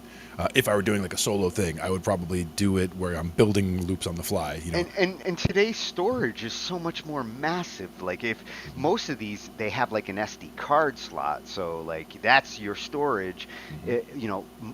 plus internal storage because like with Joe's Novation, he's got internal storage and then I think an SD, and the SD card he can put into it can be huge. Hmm. What are they at? Like 256 gigs now? Sure. I mean, you can do Cheap? at least that. And it also depends, though, where the Zoom recorder that I had, which again is years old at this point, but when I first got it, the recommended card was only a 32 gig card, but it was one that was designed for like burst mode video as far as it's the Oh, super high throughput. Because the idea is if you do have, you could have as many as 6 channels actively recording at one time. So that's you have to have the ability to record 6 WAV files to that card simultaneously. So you yeah. need to have it's about the throughput is the bottleneck You need a there. certain kind of card. You can get a card that's 5 times or 4 times the size, but if it's not that speed, you're not going to be able to do it. And that's where it also has a good test built in on the Zoom. Yeah, It tests the card and it have tells you. you ever bought a video or music piece of equipment that had an SD card and or SD card slot, and they basically say these are the only cards we Oh yeah, guarantee the to be Personas. Yeah. fast enough Yeah, to. the Personas was the best example of that because again, the Zoom that I have, that's 6 channels at a time. The Personas, the 32 channel board that we have out at Pepe's house, is it's got the SD slot that you can just drop right into the board, so that you don't need to connect to a computer at all. You could just be at a gig, you could have the board there, you could drop the SD card slot in and record 32 channels plus the main left and right, so 34 channels. You could be recording simultaneously, so only certain cards would really be able to handle that. Studio in a box. Yeah, exactly. That's what that turns out to be, and that's we have the 24 channel board is the one we use with Mike when we go on gigs. So with his, he does do recordings that way as well. But he also, I mean, he's a nut where he's got his rack that he's built up. He's actually got a laptop built into the rack, so the board is connected to a laptop, and he can record using Capture or using Studio One, or he can just do it right to the card if he wanted to just capture the card. I'll tell you, on the road, that card option really comes in handy. You don't even have to fucking bring a computer. Yeah. Just straight to the card. Hmm. I like that too. But again, only certain cards. They have to have they have to be rated for essentially Yeah. burst mode video, like the highest throughput cards, which again now might be standard. This has been so long since that was, they only were suggesting. I think it was 4 Well, manufacturers. yeah, today's cards have gotten better efficiency. It's like old drives versus newer drives. Yeah. The drives you get today that are just the cheap ones that come, the platter ones that come with the computer, blow the drives from 15 years out of the water in Oh yeah. speed, in survivability. When I upgrade, I usually do it long enough in between each upgrade that the next upgrade is minimum 4 to 8 times the capacity of the old drive, so that I could fit everything that was on the old drive into the new drive and still have room for 3 times as much as Well, there was and already. So I'll usually just do that. I'll bring everything over like that, and so I have folders that have like a whole other. My old computer's in this folder, and then in there, there's another subfolder that was the machine before that, and I could like go back 6 machines that way. yeah, and we typically buy drives because we need more storage. But Right. the biggest reasons why I bought drives across most of my career was speed changes. Going Yeah. from Yeah. SCSI in the 90s Hmm. to, SATA. SATA 1 sucked, but it still was better than, what was it, Parallel before the IDE? Ugh. IDE, sure. Yeah, I mean, like I have a whole closet of Yeah. IDE drives because you needed to buy a lot of them in order to have any real storage. Hmm. SATA kind of started a good direction for us with SATA 6 now. Been a standard for a long time. You Hmm. get big drives, and the speed there is not a bottleneck. Remember the MMF Platter drives? drives are, oh God. I mean, my first drive I think was a 10 meg drive, and that's not a typo. That's That 10 five and a megs. quarter, the five and a Not quarter. the big monster, the 8-inch floppies. Remember those? They had those at the school computer. They had the 8-inch floppies, not just the 5 and a quarter, not the 3.5. The harder ones, but the 8-inch floppy motherfucker. Oh, I've That's crazy. seen those. Yeah, yeah. Those were no joke. But yeah, that was a short window in time, let's say. And you know, kids are now, kids today, of course, would know nothing about those. But at the same time, it was Well, what we had at the time, and their we grew up with that stuff. So their it's problem we've seen it mature. nowadays, their problem nowadays, these cards are so tiny and easy to lose that like I'd rather have the big ass floppy. Well, I don't want the floppy floppy, but the 3.5 was kind of cool. Well, I Um, told you, I'm Mike was not doing gonna it the right lose a way. 3.5 inch disc like I would these tiny little SDs that are like fingernail size. Mike was doing it the right way. Where what he has is, this is my Yahtzee, the travel Yahtzee here, but it's basically what Mike has for his cards is basically like this, where it's you open it up and it's got like a little net inside, like a cargo net, and the cards like you can have just it's got like little separate foam spots. It's almost like a gun case or whatever, where there'd be like cutouts for each spot for in there, but each little card has its own little spot where it lives, But it's for like he's got like 16 cards in there, and so He it's like, oh, loads it's up his take he this one out loads up and his ammo. yeah, Oh, if you were a videographer yeah, or exactly. like a digital photographer, say at a wedding, That's what you would need. Yeah, you'd have a backpack of that yeah, shit. exactly. And batteries for sure. That all of them were loaded up. You made sure they were all topped off before you left the house. Yeah. Oh man, batteries. With photography, they were rechargeable batteries, and you charge them the night before. Big ass quantum, like that was the lights I used. Yeah. These batteries were like bricks. And that's the thing is, just changes the process, and you got to make sure those are reliable too. Like some in the original with the original big battery stuff back then, a lot of them would lose reliability over time. Like they'd stop holding charges long. They would, if it lasted 2 hours originally, now it's only getting 40 minutes on a charge. Things like that would Yeah, happen a lot more back then. the battery I used to use for my flashes lasted about a year and a half, and I had to buy like 3 or 4 of them across the 90s. Mm-hmm. Yep. The 90s. And flashes don't really work when batteries don't really hold their charge anymore. Yeah. That's one place you don't want a half-ass battery. Mm-hmm. And again, if you're doing a wedding, that's one of those things where it's it's the That's big day, that's so you alls I don't was want doing. any problems at all. Oh yeah, brides from hell. Like last thing you want to do is give a bride from hell an excuse to go off on you. Yep. And that's the thing is, I don't really think I've done any weddings as a musician, but I did one not too long ago, actually last year, as a sound guy, just helping out the band that was down there. It was basically it was a family member of the band who was having a wedding at the house there, and they had a whole tent in the backyard. They had everybody coming, and it was Oh, very was cool. that the one with that nice ass pool and No, and no, the that was a deck? different one actually. That was a private Dude, party that that was somebody a threw. That was swanky gig. that was a nice spot for sure.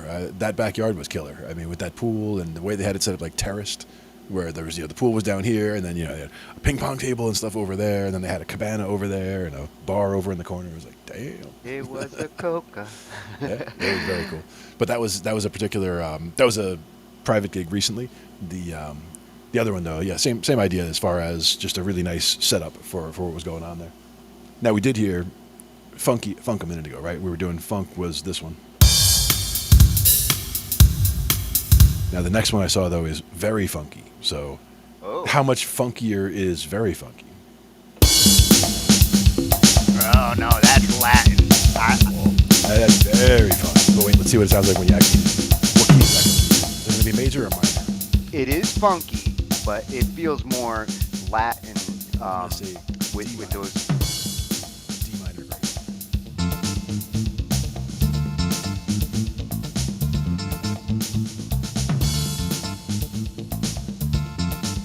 Actually, yeah, that little bit of bass.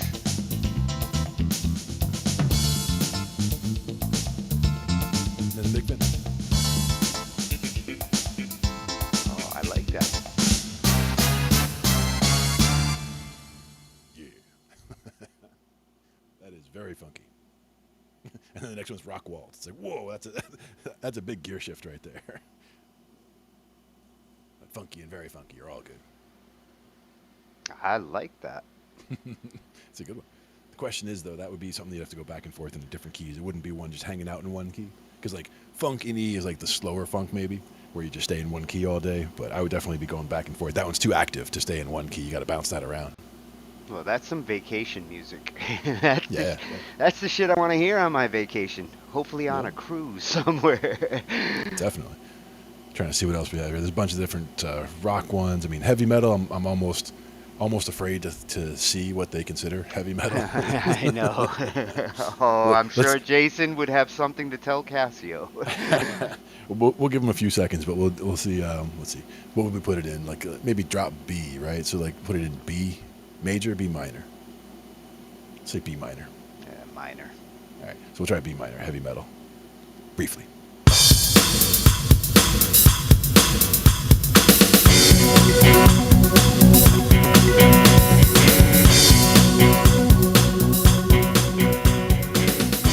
I don't feel it's metal, but it sounds cool.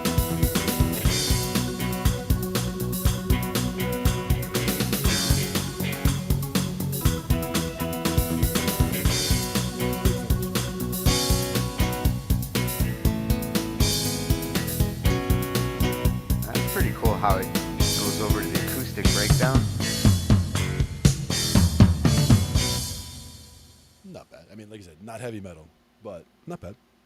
A weird kind of like southern rock.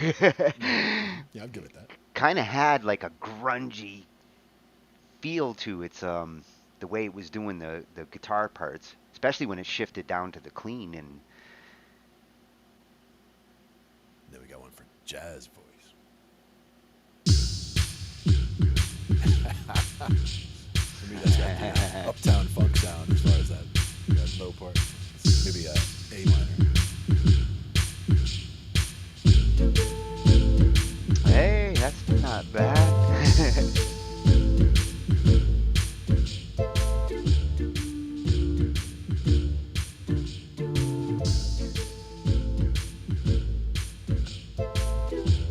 If you're doing like a cappella work or you got some people who really all want to sing together and you use this as like a guide to lay out the vocal parts, that's Yeah, the perfect kind of stuff for like building good barbershop kind of quartet and a cappella.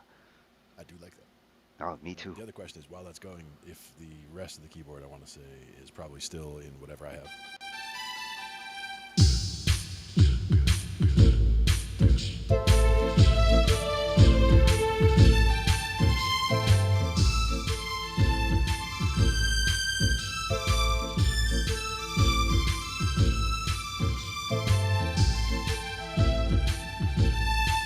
See, you're good at soloing, man. That's just a minor pentatonic. I know you're good at it. Oh, thank you. I definitely like that. Oh, nice finish too.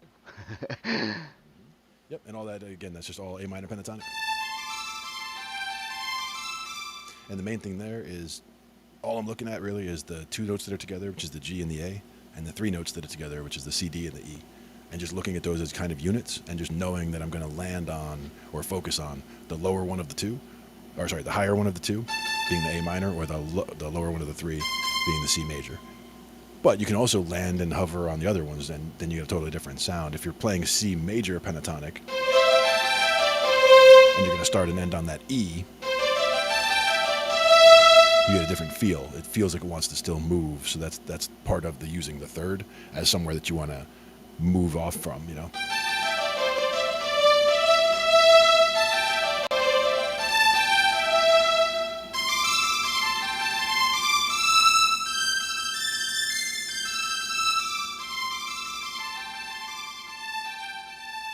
And going back and forth where you're sometimes landing on the A and sometimes landing on the C is also a good plan.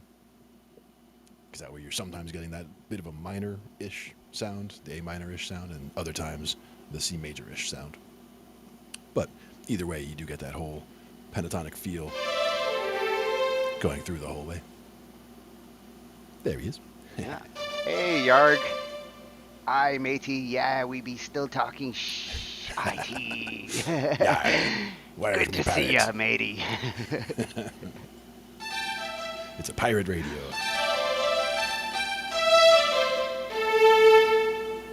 But yeah, jazz voice was definitely a good choice. Then they got slow swing.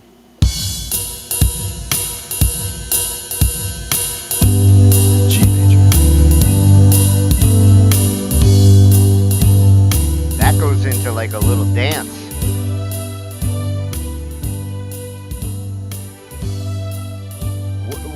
What's that kind of dance? Is it like a 2-step or a 4-step? I'm hearing the high. You just dance in a circle. You can do, yeah, it's a swing, so you're basically trying to just go back and forth a little bit. But then there's another swing. Got a little bit of a funkiness to it. Let's do that one in A flat. A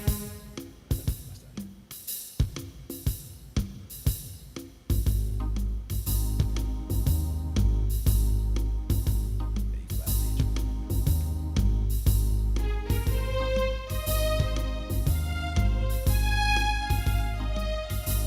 Now we're tiptoeing through the daisies.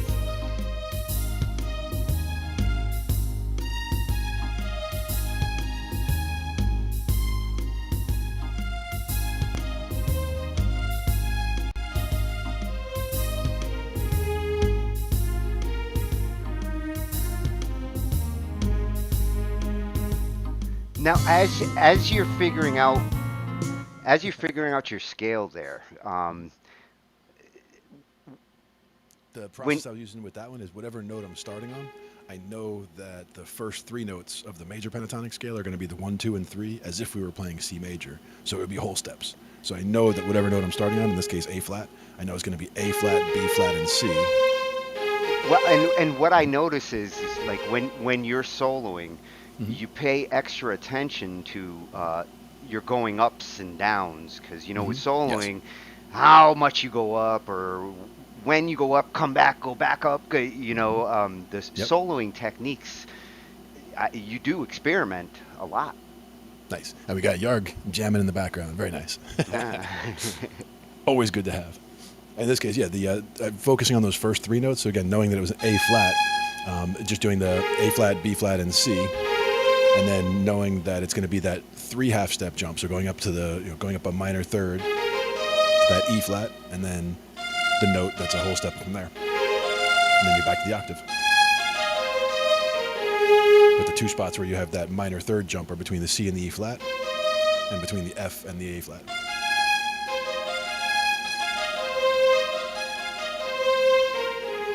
And then dropping down to that A flat whenever you want to get the resolution on that one, or down to the F if you wanted to resolve in a minor way, because that would be the F minor pentatonic.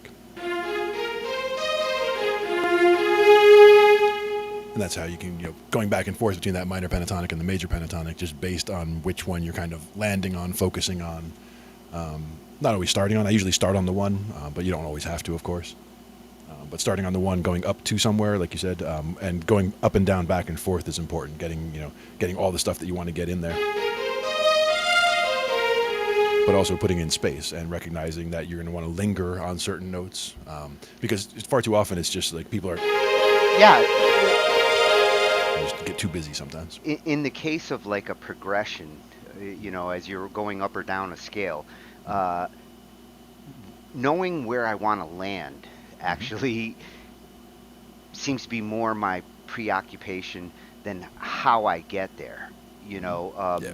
Knowing that I want to hit on the 5th or the 6th note as I'm trying to do soloing.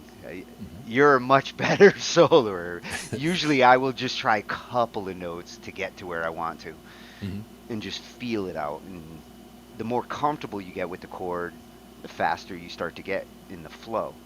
One of the things that used to stop me or keep me from doing much improv at the beginning was not knowing what to hit. And just knowing, okay, I know it's in C, for example, so, okay, I'll keep hitting C. And then it's like, but what other notes are there? And it's like, well, you could use all of them, but is it going to sound weird for me to go to the F?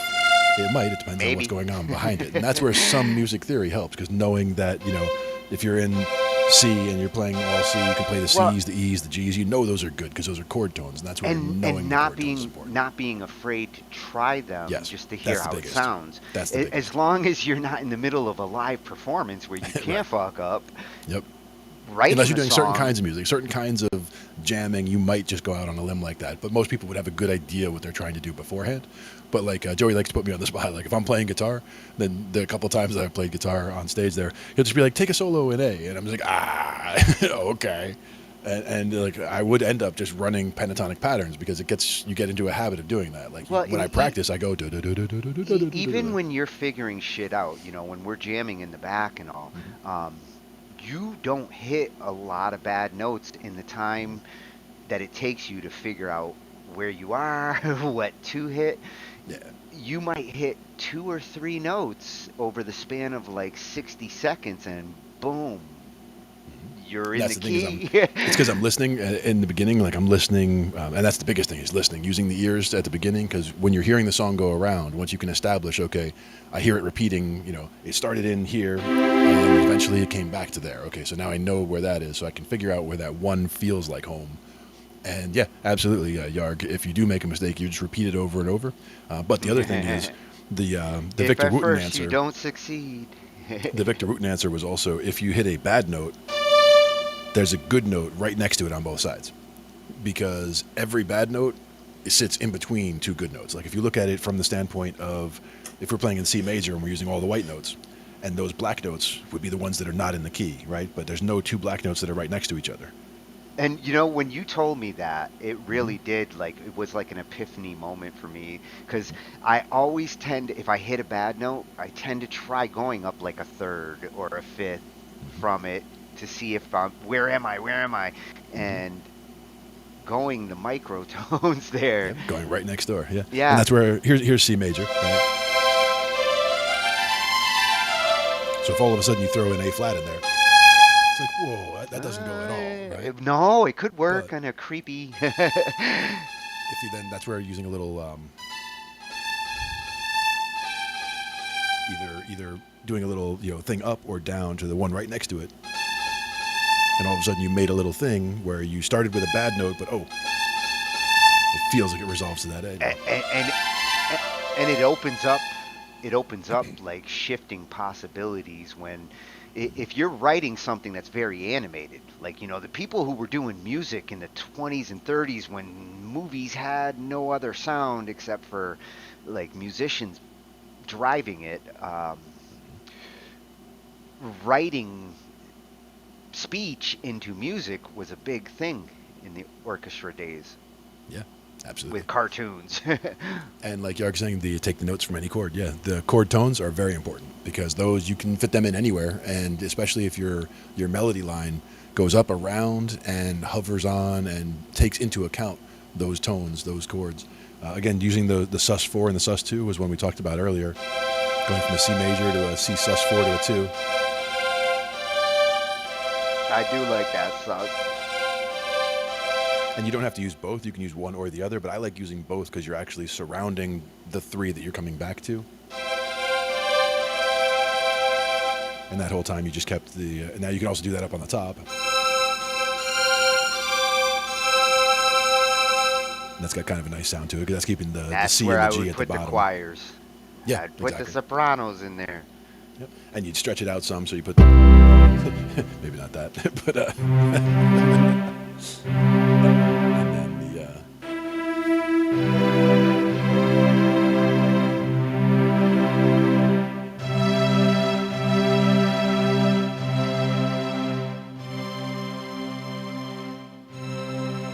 and that's when we're having the E on the bottom and the C on the top versus the C on the bottom and the E on top.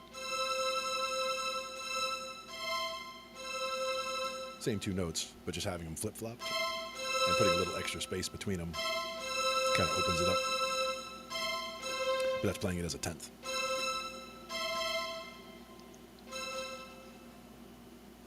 Which I It like.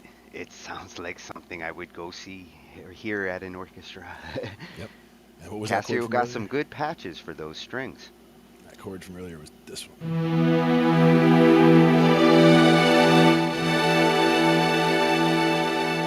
Jazzy E minor 11. On our next episode, And I had a that's stuck the note up there before. that's Let's see. that kind of progression and sound that in old school TV that was like, stay tuned. And that's Midiculous Yarg that we're using is the name of the program, Midiculous. And Tony had it on his other machine also, but it does make it easier to talk about stuff musically because you can see it on the staff. You can see if I'm playing if I'm doing bass stuff, it can be down here. Right now it's set for C major, so it's not showing Well, any it's sharps or yeah, flats. But it's not showing anything. I don't see the keys. oh, I see them. Weird. No, OBS hasn't shown. Oh, wait a minute. It's showing them on the stream. Whoa, this is trippy. Dude, That's what I'm saying. Restream. Yeah. I see it in Restream. Has not updated, but I see the stream. Yes. All right, cool. Ridiculous. Yep. And actually. Oh, you'll love it, Yarg. Yarg, this is a useful in multiple ways. It can show guitar staff. It can show bass staff. There you go. This is what it looks like on the smaller window. Ridiculous. MIDICULOUS. Yeah, But I actually have the one of volumes our even off on that for me. useful programs that we do use. Like, this is a useful program. Now, if I go over here where it says C major, I have to do it over here actually, where it says C major, I can change that to, let's say, for example, D major. And now it's showing you that there are two sharps in the key of D major. Now, the view that I was using before, I'm basically just capturing parts of the screen. So I'm capturing the keyboard down here, the part where it tells you what note it is, and the part where it shows you, the staff up close, just so that it's easier to see, rather than using the full screen as it was from this view, where you'd still see all the same info, but you can see it's a lot smaller and laid out a little bit differently. But I have the volume in Ridiculous off, so I'm not using the sounds there, where you could select different MIDI instruments right here and play different things there. I have the sound off. It actually does. Delay. And Ridiculous does come with a pretty hefty synthesizer. Like, it comes with a good general MIDI synthesizer ready to rock. Yep. And then when I switch to this way, it just makes it easier. But now if we're sitting here in D major, where we've got two sharps, like I'm playing an F sharp in there, but you're not seeing it as sharp because it's already showing on the staff. That's part of the music reading we were talking about last time. I love seeing that in real time. It has helped me to speed up my staff reading, which it's always sucked. And since the last couple of weeks, that video we watched a couple of weeks ago from that lady that was explaining the little tricks when you're looking at the staff and half Shortcuts. bubbles. Yeah. That had started to click in, but when she explained it all, by the end, I was like, oh my God, I should have been sheet reading all along, the whole time. One of the big ones that they talk about is the landmark system, right? Where you're seeing the middle C is going to be that middle one. And if you're going below it, now you're on the lower staff. And if you go above it, you're on the upper staff. But the first line on the upper staff is the wait E. a minute. What's the note? What's the note between the top staff and the bottom? What's the last note before you move? This was middle C, and then I went to, it would be D flat or D. So in this case, D, C, and B. Now, if you were playing a left-hand chord, like, it'll show it that way. If you're playing a right-hand chord, it'll show it this way. But the middle C is the important one, and the first line on the top is E. The first line on the bottom is A. So understanding that the C is in the middle, and that's just like everywhere else. Like if you go up a third. Oh, Chordify is great, Yard. I had it for a little while myself. Making charts, yeah. Cheat sheets, definitely cool. FACE is important, right? And that's one also where here they actually show you on the right side of where it's showing you that it's in C major. It shows you the actual notes I'm hitting, F, A, C, A. And if I were hitting all of the lines, it would be E, G, B, D, F. Every good boy deserves fudge, or whatever. Yeah, the F is debatable. Yep. And at the bottom it was starting at the G. G, B, D, F, A. Good boys deserve fudge. Yes, C is the meridian. C is the meridian, yep, right in the C middle. is the meridian. Now the other thing is when you go up an octave to the next C, you're going from a line to a space. So you're going from this line to that space. So you know that space up there, the FACE, right? That's that C on the top. So that's getting you a full octave. So all the notes are in between there.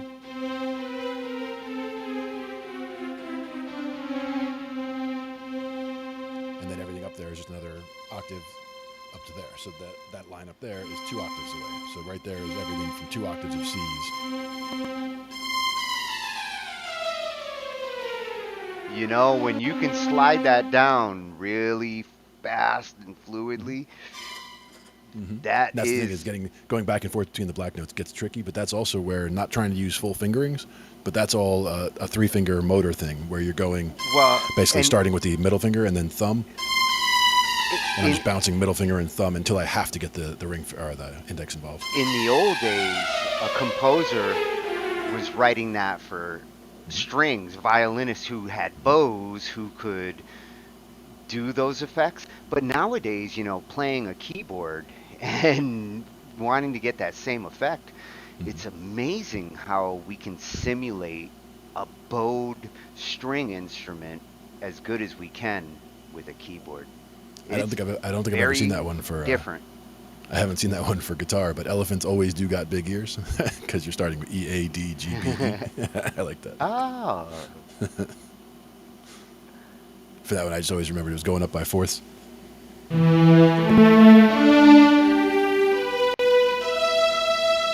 Until you get to that nasty little B, making things difficult.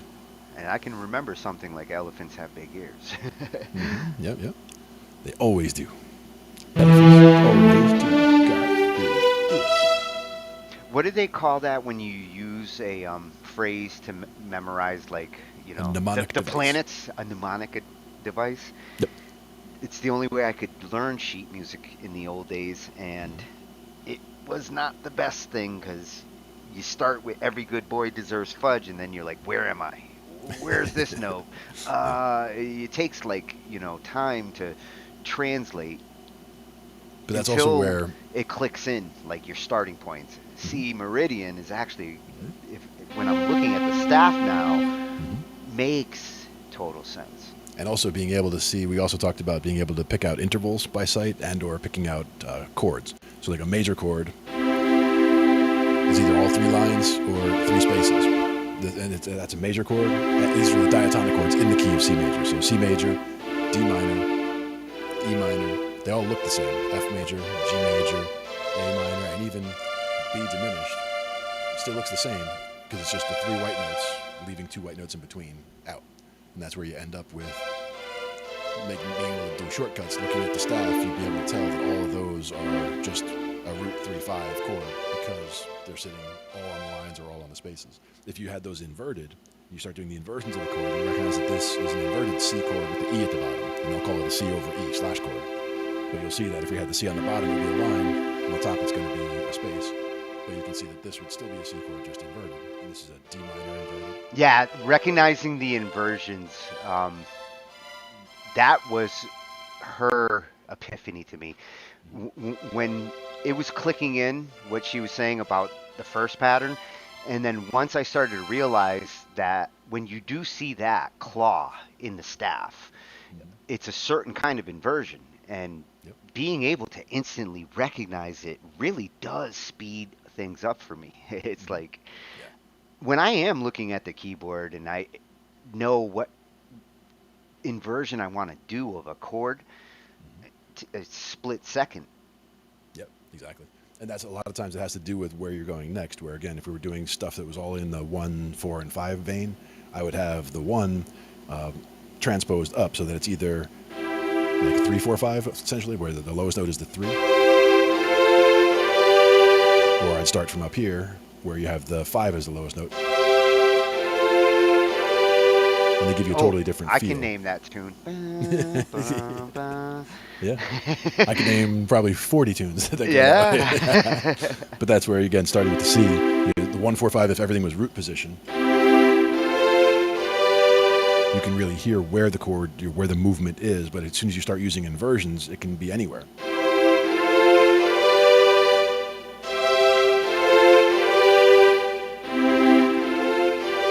And you can use all of them, and that was keeping the F and the G were always the same in that case. I was only changing the C. But you can change them all. Use different inversions on all of them just to see what was, you can make it so that you're constantly moving up the keyboard. That's another good one, is to start with the root position. And then do the closest F and be right next to it. Yeah. Next G. what do they call that in music when you go in opposite directions? Like Hmm.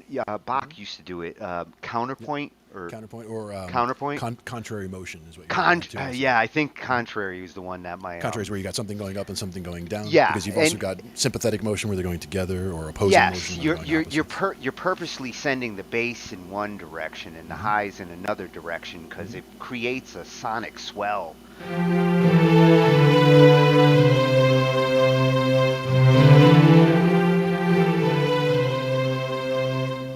It works really good in composition.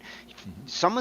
Some of those composers did not sit there with an instrument and write their pieces. They just sat there and scribbled it like on paper for people to play their parts. Yeah, and they could tell by what, whether before they put it down on paper or as they put it down on paper and read it, they can actually hear what that note should sound like. They can see a G, and they know that it Oh, sounds like a G. yeah, Mozart did like to play the piano, but he didn't need one in order to write his Yep, yep, work. exactly.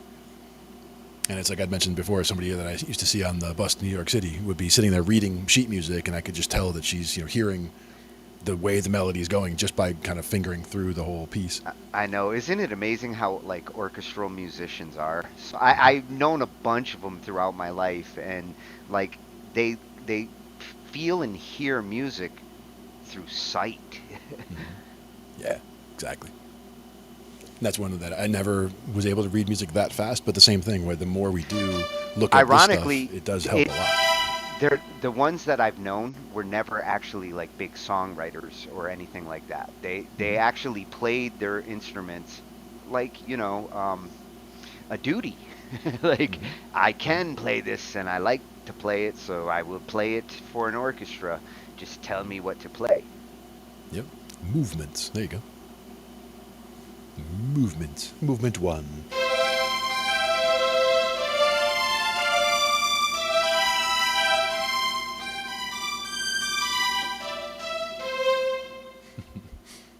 And counts. Sure. You gotta get the timings right and all of that. Now we had swing one is what we had a minute ago, but then there's also foxtrot. What about the foxtrot beat? We should do a foxtrot in B flat. How about that? Oh, that is a trot. B flat. That is a trot. I like it.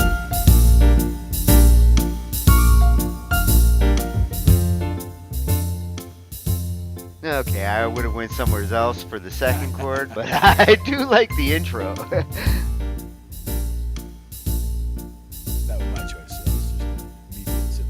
But the B flat, where would you go? I went to the F.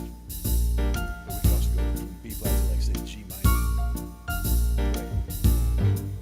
G minor. That's the relative minor. That's not bad. That's one you can switch back and forth a couple rounds.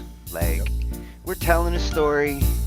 Next three rounds gonna be BG, EG. Now, when you change to get out of this, the A, or Right. So this was in B flats where we started, and then we were going to that G minor. So I was thinking about going to the F. So, like, there is the possibility. Yeah, let's see. B flat. I do like how these two float with each other. Then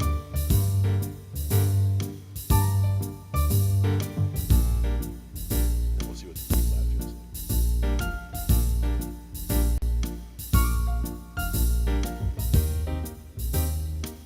Ah, The F. that's a good, like, oh, okay. That's where that F was coming from. Now Glenn's Little making 145. song. In B flat. And then the big finish. Get the fuck out of here. You brought the band.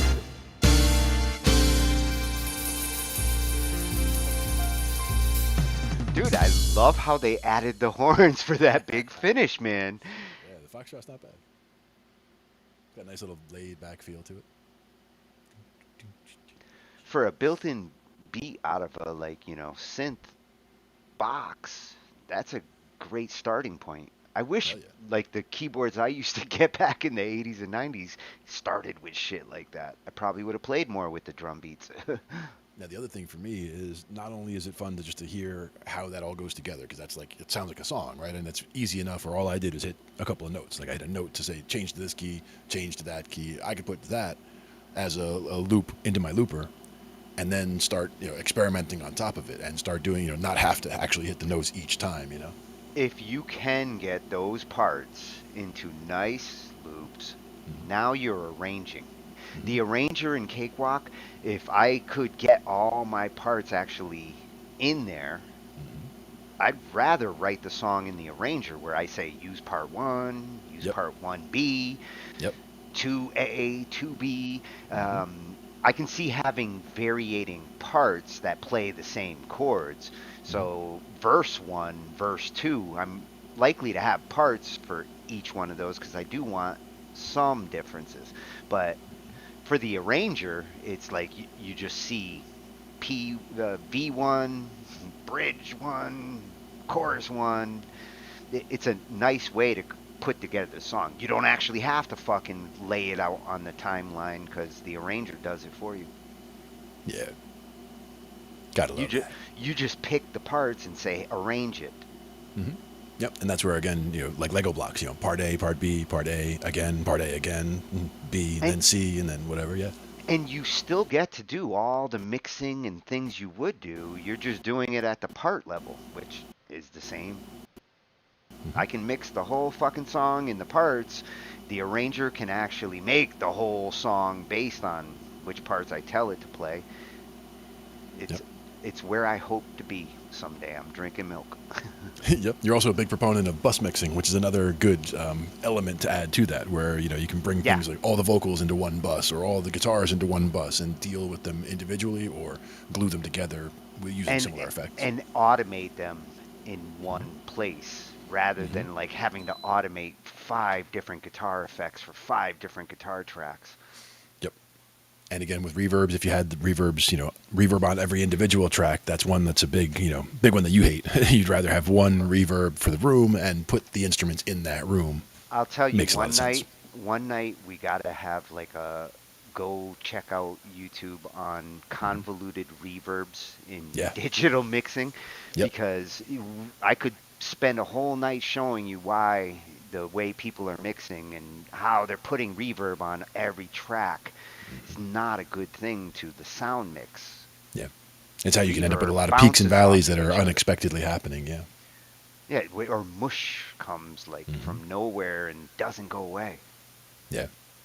And that's when where you solo each track and everything sounds fine. You put them all together and not so much. And that's where, what happened? But then if you listen closely to each of those tracks, you would hear how this reverb's a little different on the timing or different on the spacing. This one's a bigger room. This is a smaller room. This one's more echoey. This one's more hollow, whatever.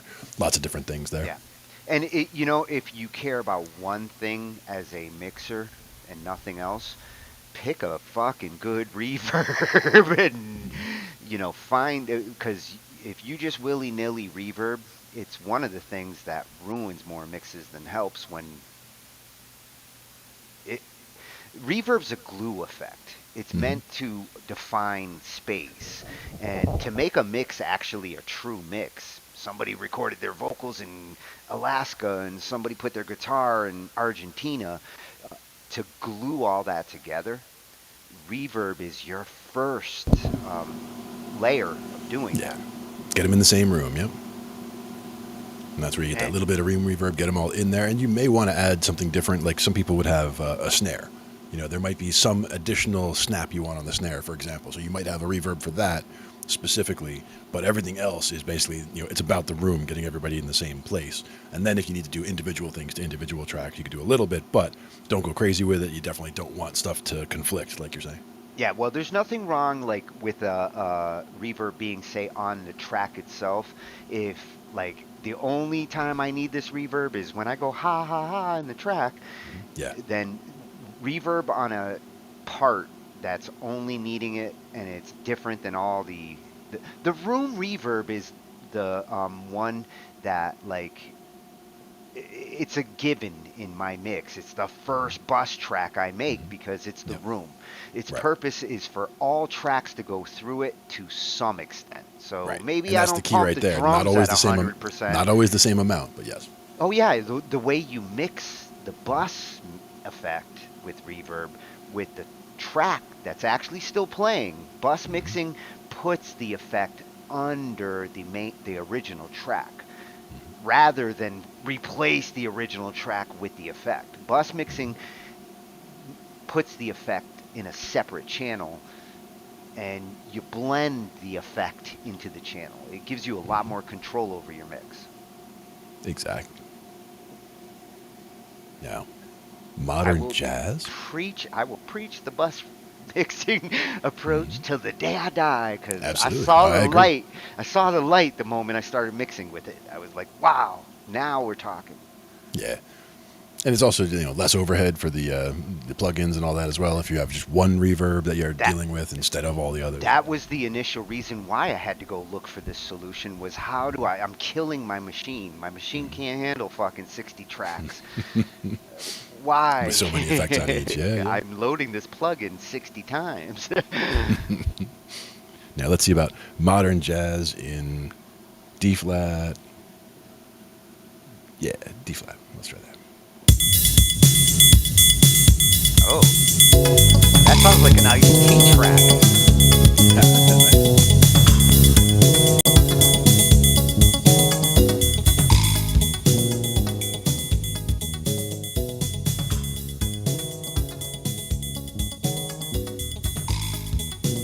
Big finish.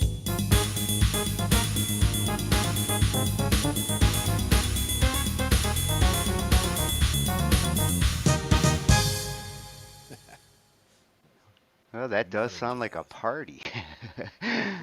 It does. I think it was probably more of a minor key thing than a major key thing, Well, probably. it came in like a Ice-T track or one of those early '90s rap songs that would have came in with that hi hat like that. I think it I was was thinking. Ice-T who I was thinking Lottie had Dottie, one. Oh, Lottie Dottie with oh, maybe it was Lottie the hi Dottie. hat bell. Yeah, there was one that was real fucking hot at its time that came in with the same kind of hi hat bell. Yep. Now the acid jazz would be a different story. That's nice and mellow. That other one, there's just too much hi hat going on, I think. Yeah, that doesn't feel like acid. What makes them call acid in a genre? Is it the association to psychedelics and tripping? Not necessarily. It's like acid jazz in E flat, I do like the choice of like that clarinet. and then the B Uh, flat. the instrumentation's interesting. This reminded me of Into the Mystic That's a from little all of a fun. sudden. I feel like a turtle's coming along behind them. It was like Into the Mystic from E flat to the B flat.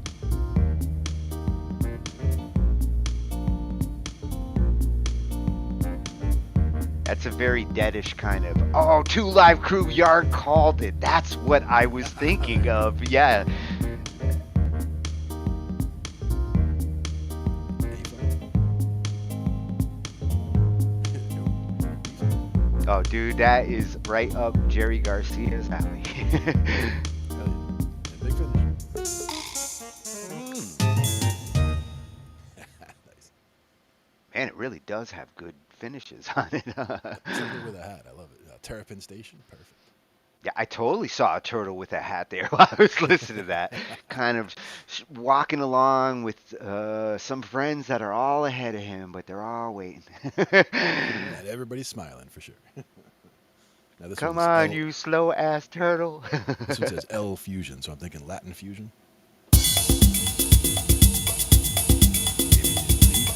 Maybe in D. I see a girl dancing.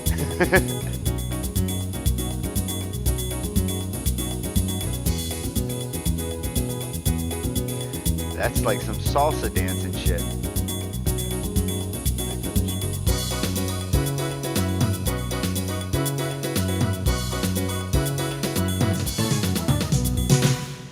Man, that really does help you to appreciate those different genres.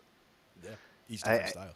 yeah, I've never really sat down and like tried to just rip through genres like that. Listening to the beats now, I got some ideas. Exactly.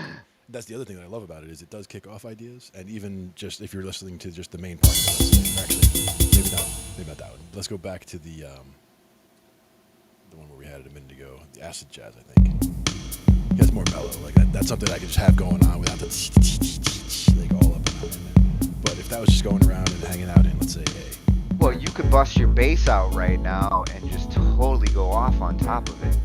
exactly. And the other thing is just listening to the parts that are in there. Not that this has much to it for this particular style, but I would actually use all this as an excuse to put on a killer bass solo. Slapping and E, F sharp, and A.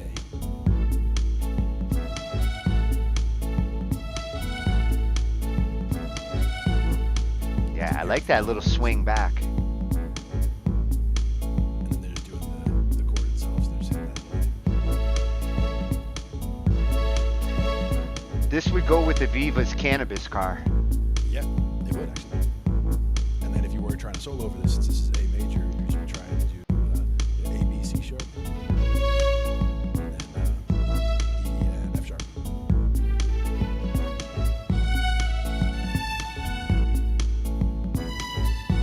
Well,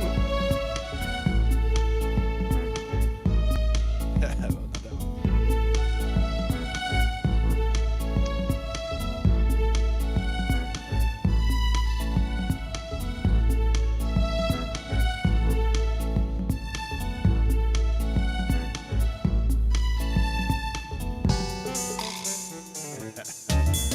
Oh, that's an unusual finish. Sharp break. Mm, And that's also it depends on when you hit it. Like if you hit the finish right after they got through like the beginning of a measure, it's gonna go a Oh whole yeah, nother measure. you don't want it starting like it will go through the measure. It won't just change like Well, it'll change the ending. That's why that one sounded a lot more abrupt than the previous one because I think of the timing of when I hit it. Like let me just I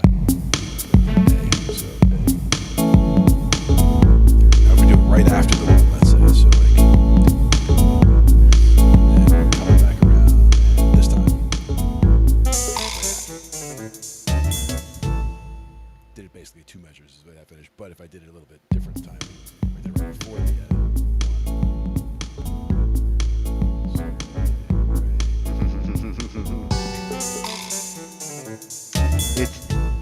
it's got a what do they call it? Neandering quality. yeah, exactly. And that's also part of why there's a bunch more notes in there or a bunch more busyness, let's say, happening in those finishes because they can that way chop it down to different portions of a measure because they've got so much happening there and it won't interfere really with the feel of it.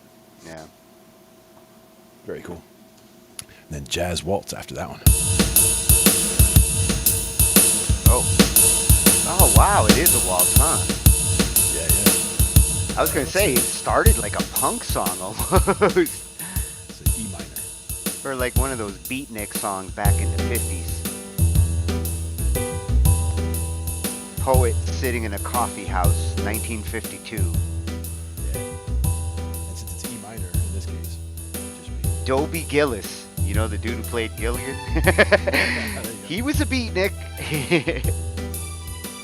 At least on TV.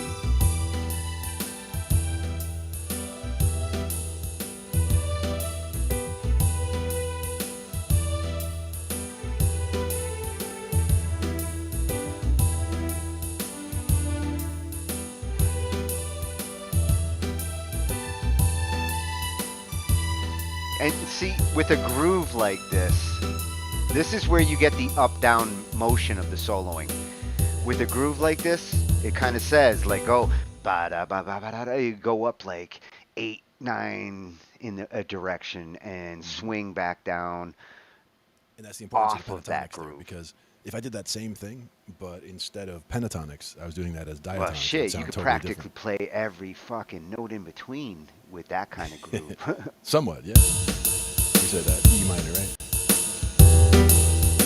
So if I was trying to play all the notes of E minor, it would basically just be all the white notes with the F sharp. It'll sound different.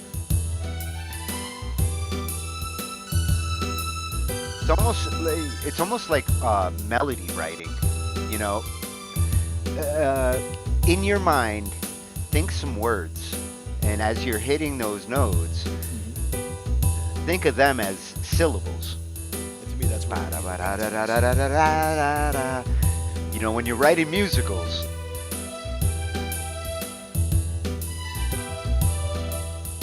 oh, I like that little tail you're adding on those. Yeah. Just that little going down that D. Now you're Just fine. speaking in your solo. Yep. It really does turn like it turns into words Hmm. when you do it like that. And that's where you try to just change it up a little bit, or just again trying to simplify is the important part to me. Where normally I would be too worried about which diatonic things are going on, but keeping this in just one key, where we're just staying E minor jazz waltz, and then just staying E minor pentatonic.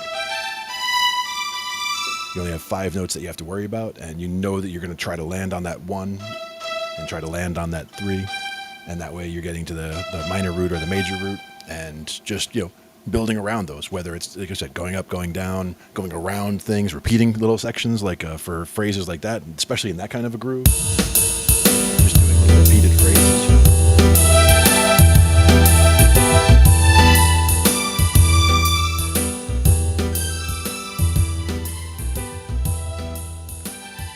Yeah, it is smooth, Yard. Just like that. But yeah, it's fun, and that's where I love doing and, these things. and you know, of all the genres, jazz has earned the smooth description.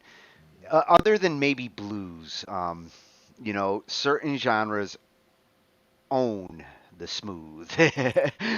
R&B, definitely gotta include some R&B in there for those like the low, smooth Well, vocals. Yeah, that get some that of that happening. that particular progression there was smooth jazz, right? Like that's what they Jazz call waltz. They call that smooth jazz waltz actually. jazz. Jazz waltz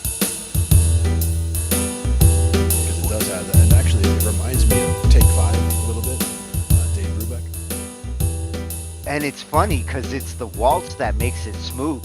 You know, the jazz is just being jazz, but that waltz rhythm.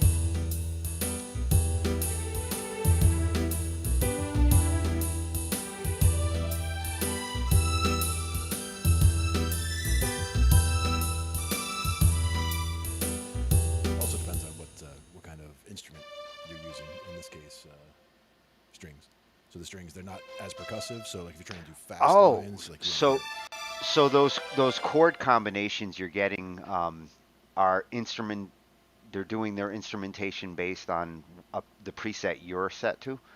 no, actually they're it's more that they're doing their thing, and the sound that I'm putting on top of it is not necessarily like. In this case, it's working because it's strings all the time. But I should put something that's more percussive. Like if I were to put a piano on top of it, Yeah, then it would be different. some of their instrument choices are coming from them, Right, not from the preset you're on. right. Because like if I'm doing this, I Yeah, have a yeah, separate piano. it's got a piano. It's got a piano. It's got a If I change to piano, you won't hear a change in there.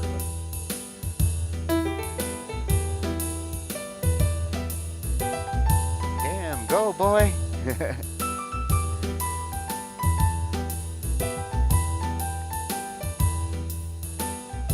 Play it, Glenn. Bartender, I'm gonna need another drink.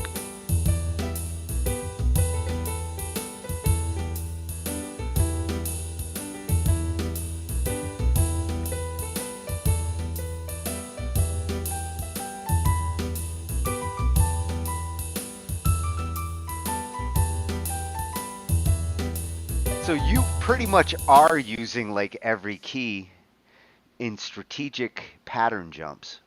Yep, I'm just using just the pentatonics though. Literally just 5 notes. So that whole thing is all just E, G, A, B, and D. I'll tell you, it's funny when I watch you do it through the ridiculous lighted keyboard. Hmm. I literally picked up your pattern approach between Nice. the you know the C and the F, And Hmm. whenever you are, the patterns you utilize and the half steps that you do between those two, Hmm. I totally saw it there. Nice, nice. That's the importance. Like that's where when Meticulous wasn't working for me, it's like I'm still trying to describe stuff, but it doesn't come across as well because you're not getting that immediate visual feedback. But also, it helps if you're holding notes down rather than just kind of if I'm doing like a lot of like you're not going to be able to pick out as much because they're all just flashing too fast. Yeah, But and if I'm doing it actual depends lines, on, then it helps. the frame rates. Right, that too. And also arpeggios are important too. When I was trying to do the visuals, with the key station, Hmm. Key station, that that was the one. I forgot about that one. yeah, that's where frame rates really start to matter. Yeah, yeah. But in that one also, I mean, the fact that it has the histogram, basically, the fact that as you're holding chords, you'll see it hold and hold going up off the screen. So if it's just a short little, you would just see short little bursts, and if it was a long hold, you'll see the long holds. That I like the way that it gives that information as well. Yeah, it's kind of like Guitar Hero Yep, exactly, style. exactly. It's like, oh, I see how long you held it. But instead of having it where like the notes come at you and you hit them when they get here, it's more you're hitting them, and that's what's making you're making your Guitar Hero piano roll essentially in that way, which is cool too. Shit, man, I wish I had Guitar Hero as a kid, and I probably would have learned a damn guitar back then. Matter of fact, Rocksmith actually was helpful for me, and I want to say it was 2014 Did, or something like didn't that. they just get a new version? They were talking in the I back don't know. the other night about a new Rocksmith coming out. Oh hell yeah! I mean that was I want to say it was 2014, so 8 years ago.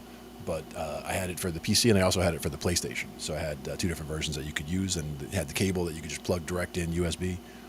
But that was one of the earliest attempts to get the guitar actually into the computer in a useful way for Oh, software. and I love that they turned it like into the game that it should be. Like Guitar Hmm. Hero should Hmm. not be teaching kids to just hit a piece of plastic unless they're 4 years old.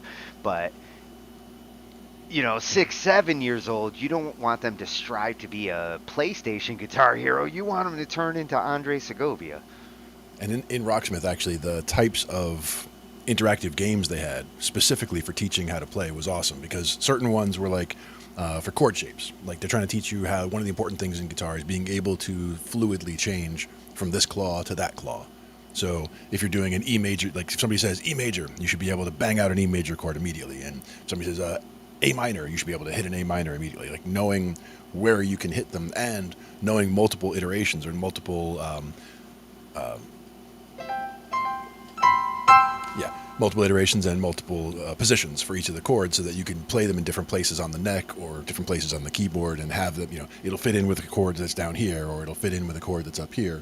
You'll use a different one based on where you are on the neck or on the keyboard. And the intervals and those are important. Ah, now that's a finale. Yep. Just working your way up an arpeggio, triad.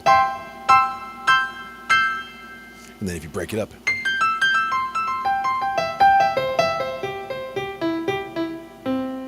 More roses, more roses. musician, yeah, a musician was a big one actually. I used that for a while. My buddy did also on that one. That had good lessons as well, and it's more the style. Like if I think that one was more the bouncing ball style, where when you're following along to the song, it's going in more that way rather than like the Rocksmith where it's coming at you. I could be getting confused though that it might be the other one. But musician Well, did have also a lot of good course material in there for learning the different things. Rocksmith's whole real benefit is that it was just a bridge to real instruments. Right, Like exactly. the games that they're doing are not much different than the Guitar Hero games that are not using real instruments, which sure you can play, Van Halen on your PlayStation controller, but why should you? Like Right. Yep. pick Understanding. I up a mean, understanding the fucking notes is one guitar at thing. that point cuz Rocksmith you can do it for pretty cheap. And especially with the amount of time that people would put into something like that. Like if you're trying to learn how to play guitar on a PlayStation controller, like putting in that amount of time on the guitar, you'd get it a lot better, and you'd be able to do a lot more Yeah. stuff. Yeah, learning hand-eye coordination like that and timing. Sure, video games do help with it, but instruments are the original video game. Exactly. I didn't see anybody call anybody out, but I guess my cat might not be catching up. I could be behind. It happens.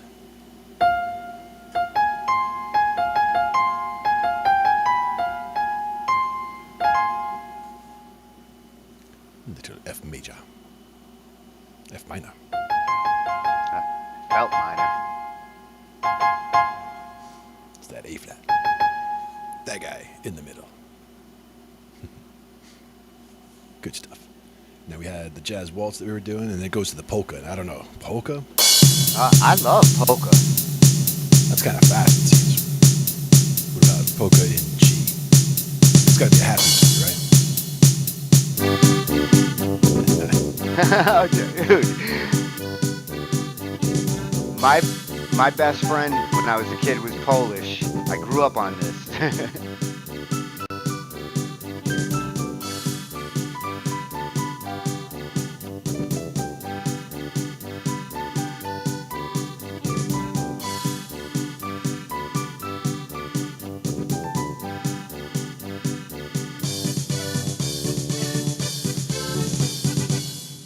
It makes me want to play tuba and accordion.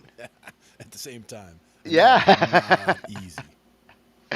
Trombone at the same time, just for good measure. Oh, is that what it was? A trombone?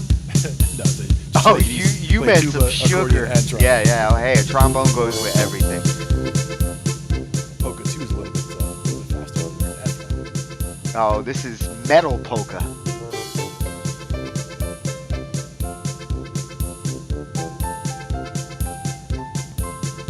This is the polka they dance to.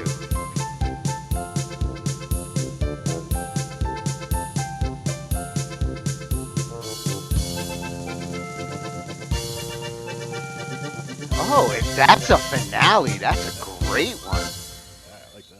Damn, dude, that finale kicked ass on that one. Some good ones.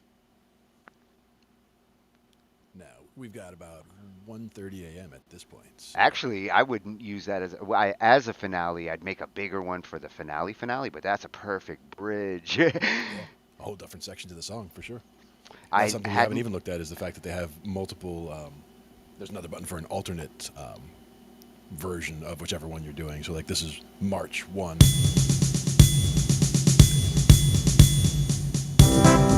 See,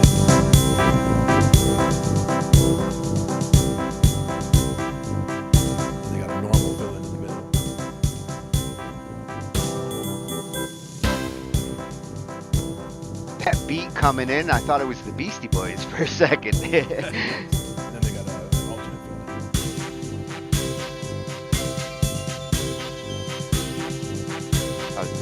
This is a nice march. Is that what this is? March 1. Now, that's the thing is that's like two separate, feels, let's say, inside that march. But then there's also, they have an intro. So, like, if I were to choose a key and then go intro from there.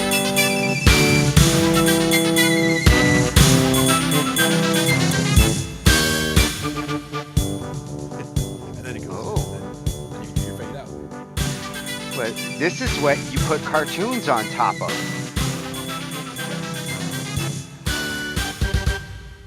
I put animated characters on top of shit like that. Absolutely. And now we've got lots of raw material for that with all of the AI art we've been doing lately too. Yeah, Got things you that's could what add I'm in and thinking. animate up. Yep.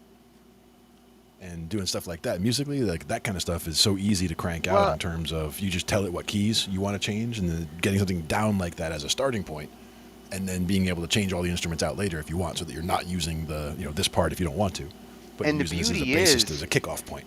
If you can make the initial like foundation with that much early like that, when you are adding a track or the mixing afterwards, it's so much easier because it's like, wow, look at all the shit we did easy. Mm-hmm. Yes, Little indeed. loop here, little video there, character moving across the screen. Whole nother section. Shit that used to take 6 months can take a day or two. Mm-hmm. I love that. I love that too. Using the tools in the right ways and freeing people up to do The higher level decisions on stuff like that, more of the creative direction of the work, rather than getting super minutia. Getting involved in this line versus that line, or this color versus that color. There's still important choices to be made in those respects, but not Well, having to yeah, spend all day doing that. Yeah. if you lay out your chord structure at least before you start trying to come up with the greatest track to put on top of it, if the general beat and accompaniment is there to start, you can always strip it down when you add shit, or you can add shit on top of it. That's when it gets fun. Hmm. Yes, indeed. Because that marching band there, ho ho ho, I have a lot of fun with them with my Roland. Hey, Calvin. Much love. From Houston, Texas, he is. All right, nice. Good to hear. Getting out everybody to who's Houston. everybody who's not from Canada is from Texas. Well, I should be from Texas, I guess, because everything's bigger in Texas, and I'm definitely big. Closest Shit, I I ever lived to Texas was thought Kentucky. you were Texas. No, sir. Never even been to Texas. Got to Kentucky, though. That's the closest I got. And that's where sometimes my southern accent slips back in. I was only down there for a short time, but I have a habit of when talking to people, I would start absorbing the accent of whoever I'm talking to, or kind of sliding into an accent, make it easier, I guess, to understand. It's just an unconscious thing I do. Well, no, it's a communication comfortability thing. Like I did Right. it. I lived in Texas for 3 years and probably got an accent just being Mhm. around there. Whenever I start talking to somebody who seems to be from the South, the y'all comes back into the speech very easily. That's one of those that's just comes in all the time, and it's not something that has to be a very heavy accent, but it's just a certain word choice, I guess. See, you get being in Jersey, like you get the New York influence. Me in Yeah. Connecticut, I had the Boston influence Mhm. and the New York influence coming from both directions. Yeah, so kind of in the middle, sure. And you can definitely hear that in certain things. Definitely sound more Boston coming from you than New York, Yeah, well, but yeah, not heavily Boston my cousins are all from Boston. though. Exactly.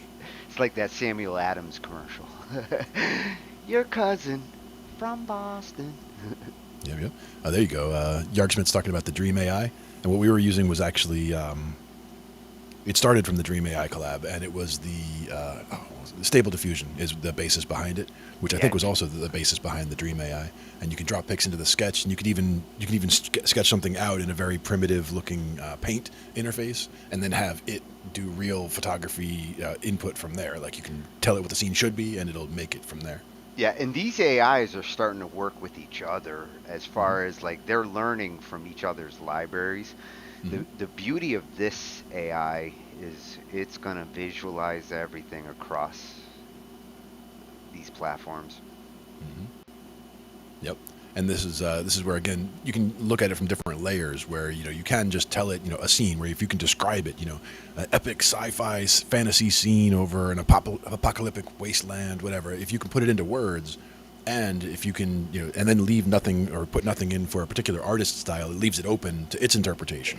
So you might end up with a whole bunch of different things. But if you say in the style of this guy and that guy and that guy, it'll try to mix those styles together, which is very cool too. It's one of the few things where the more specific you are, the more where you get cooperation Hmm. But at the same time, a lot of times from the program. when I was trying to do large batches, I didn't want to get 50 images of the same thing. So I would try to be more vague and just say epic scene or epic nature scene, for example, where sometimes it'll be Well, mountains, sometimes it'll be rivers, sometimes it'll be, and if whatever. you You did get all kinds of changes. if you did want something off the same thing, then you'd be using that hashtag, that key that generates to make the same thing with variation. The video AI that Stable Diffusion's doing, Hmm. a lot of that is just starting with a master image that is the first key, and all the other ones are built off that same key and then mutated And they actually have into two ways the of doing that one. effect. You can either start from this image and go to that image, like you're saying, draw the intermediate images to give me the slices in between, or you can say start at this image and not give it a final image so that it's now open-ended. And so you And just go from this image as the start point and now go there. if you're You're a video guy like me, and you can do the lingo. You'll Hmm. say, do a crossfade between, Yep. or do a crossfade 10 seconds in as you Hmm. morph into middle child, and 15 seconds later, if you can say it in plain English to the program, Hmm. I would love if I could video edit and actually just tell Premiere what the Hmm. fuck to do. I could do it Now he once is and it saying would take me 5 minutes.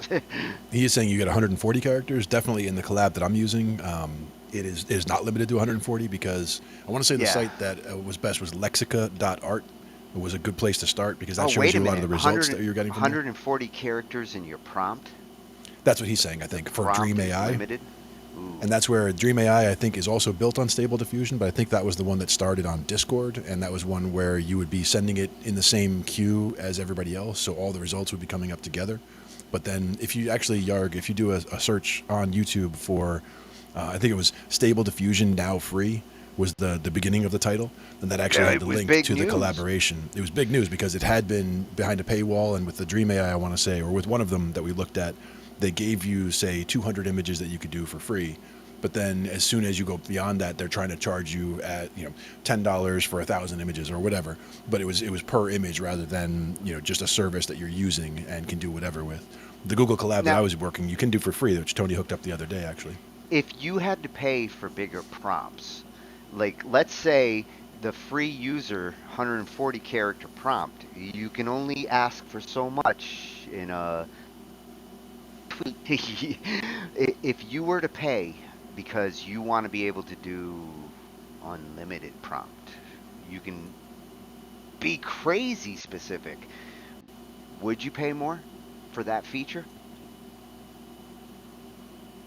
Depends. And that's the thing is, for me, um, the one I haven't seen a 140 character limitation, and in a lot of these that I'm looking at, I'm bringing the site up now just to look at it real quick. Well, you Um, could see how an engine, if it wanted to like maintain its resources and not go crazy with the more prompts, the more you are making AI work mhm. because AI has to convert what it's being told into something it understands and then go do something. Let me do it this way for a second. So lexica.art is this site right here, and what's great about it is the fact that you're just looking at results that people got from doing prompts, and you'll get all kinds of random stuff here. But when you find one that's in a style that you like, it doesn't have to be the subject necessarily that you want, but you see something that's in a style that you like. If you just highlight it and you just click on it, it'll show you this is the text prompt they used, and it shows all the different elements in the prompt.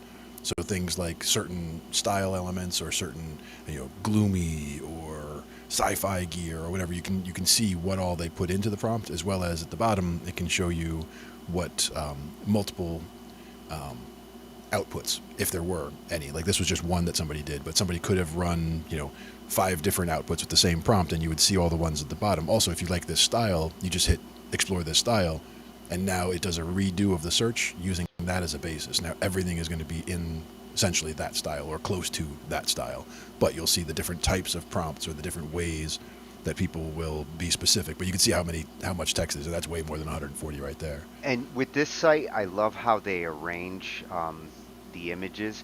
They don't waste any space. Yeah, You got exactly. different sizes, different cropping, but they utilize the space so effective. And you have a slider right here, so if you wanted to see more, you can literally slide it up so that you can get lots more images. Yeah, it feels So you like just you're in get a solid game now. density. This is like being Exactly. in a So you just, game, man. yep. And then if you just wanted to say, okay, well, I didn't want that prompt, you can just, just do a research with nothing, and then you're back to, okay, these are the default, where you'll have all kinds of stuff, and people, And some of them are more this is what I was sci-fi talking or with Joe about last week, where that other prompt site, would you say Promptmania, promptomania. Yeah, yeah, yeah. Mhm. Promptomania? Yep. That is a fantastic complement to this site, to the AI that they're all feeding off of, Yep. because Now, as far as Promptomania is teaching people how to program that AI. and let's see, for the types of results that I've been getting, like if this is just telling it certain styles, like a couple different artist styles. This one included for Zeta, I think, which is why we got some pretty interesting results with Oh, all of these. I remember Chicken Ange in one of these. Yep. Chicken Ange, and then there's this one over here that looked a little bit like that. And on any of these, you could just double click to get a better view of what they are. And these are just random. A lot of times they mess up with the fingers, like it'll be 6 fingers, or the thumbs will be the wrong way, or I'm more interested in the bong anatomical she's fails like smoking. I think she's smoking a bong. that. Yeah, or offering somebody a carrot. She's a vegetarian, saying eat more Oh. vegetables. Then you get some that are just totally bizarre looking, like teeth everywhere, or whatever that is. Yeah, some of them remind me of Cenobites. That the Yeah, Hellraiser, Clive Barker. Hell yeah, absolutely. Oh, this one, Dr. Seuss. This was a total Dr. Seuss one for me. Like the whiskers, I think, is what did it. Oh fuck yeah, that's adult Dr. Seuss, Yeah. man. And This is all of Dr. these came from the Seuss same. on acid. These were all the same prompt too. So like the wild variety that you're seeing in all of these, this was all just one run that I did where I said make me 100 of whatever these are, and the prompt right here has the details of it. So I could always just download that prompt, look in the text, and that's what I got it from. But this was something that I had found a similar prompt on this lexica.art. And I found and something I again, liked and then just copied properties from it to make having another one. having that prompt and having the key that those get generated from is like saving a file without having to save the image. And the AI is capable of building that image again and again and again with more prompt or a fade in that it's told to do with the video AI. Mhm. We're in amazing times. Oh yeah, and this AI stuff with the art. I mean, we've kind of got into it at just the right time, like you were saying. Like it's just In becoming the right time for all 2017, this. 2017, 2018, this video or well, the graphic AI part of it seems to have kicked in right along with the RTXs and the standards being raised in 3D processing. Hmm. Yeah, this Because is the all of collab this itself. is utilizing 3D. It's called NSFW disabled NOP and WAS's stable diffusion collab is the one that we're using right here. It's a Google collab, so you can do it for free. It'll make the results go right to your Google Drive rather than having to download them locally. It does a lot of good information. They've done a lot of changes. They give you a change log right here of things that they've been updating. Like you were mentioning about in painting. Like if you were to make an image like this, and you can see how the windows and the buildings are kind of messed up, and faces are a little messed up, but you can Well, have it redo. you've talked about masking, Yep. masking features. Some Hmm. now they are letting you kind of do like that NVIDIA program. You remember that NVIDIA program you showed me last Oh year? yeah. That was like a beta. Uh, Hmm. some of those tools are starting to creep in here.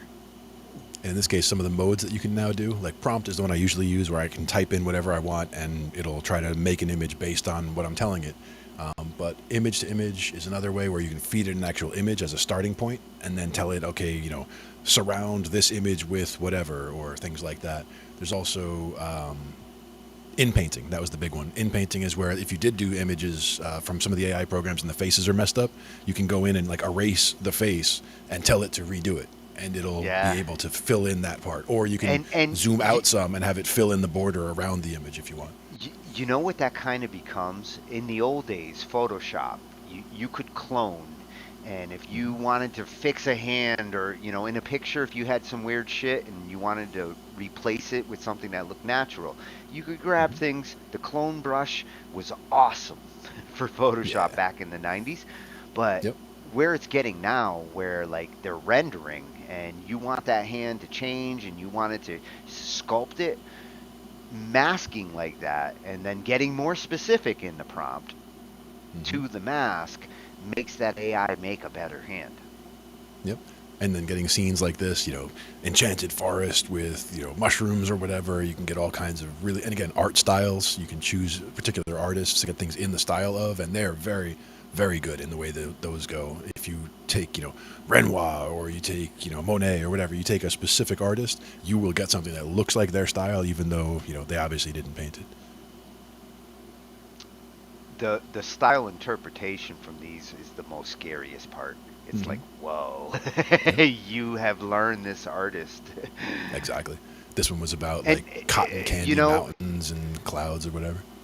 we've also looked at music AIs, Yes, and in the image AI category, clearly these AIs have learned the artists that they're being asked to represent.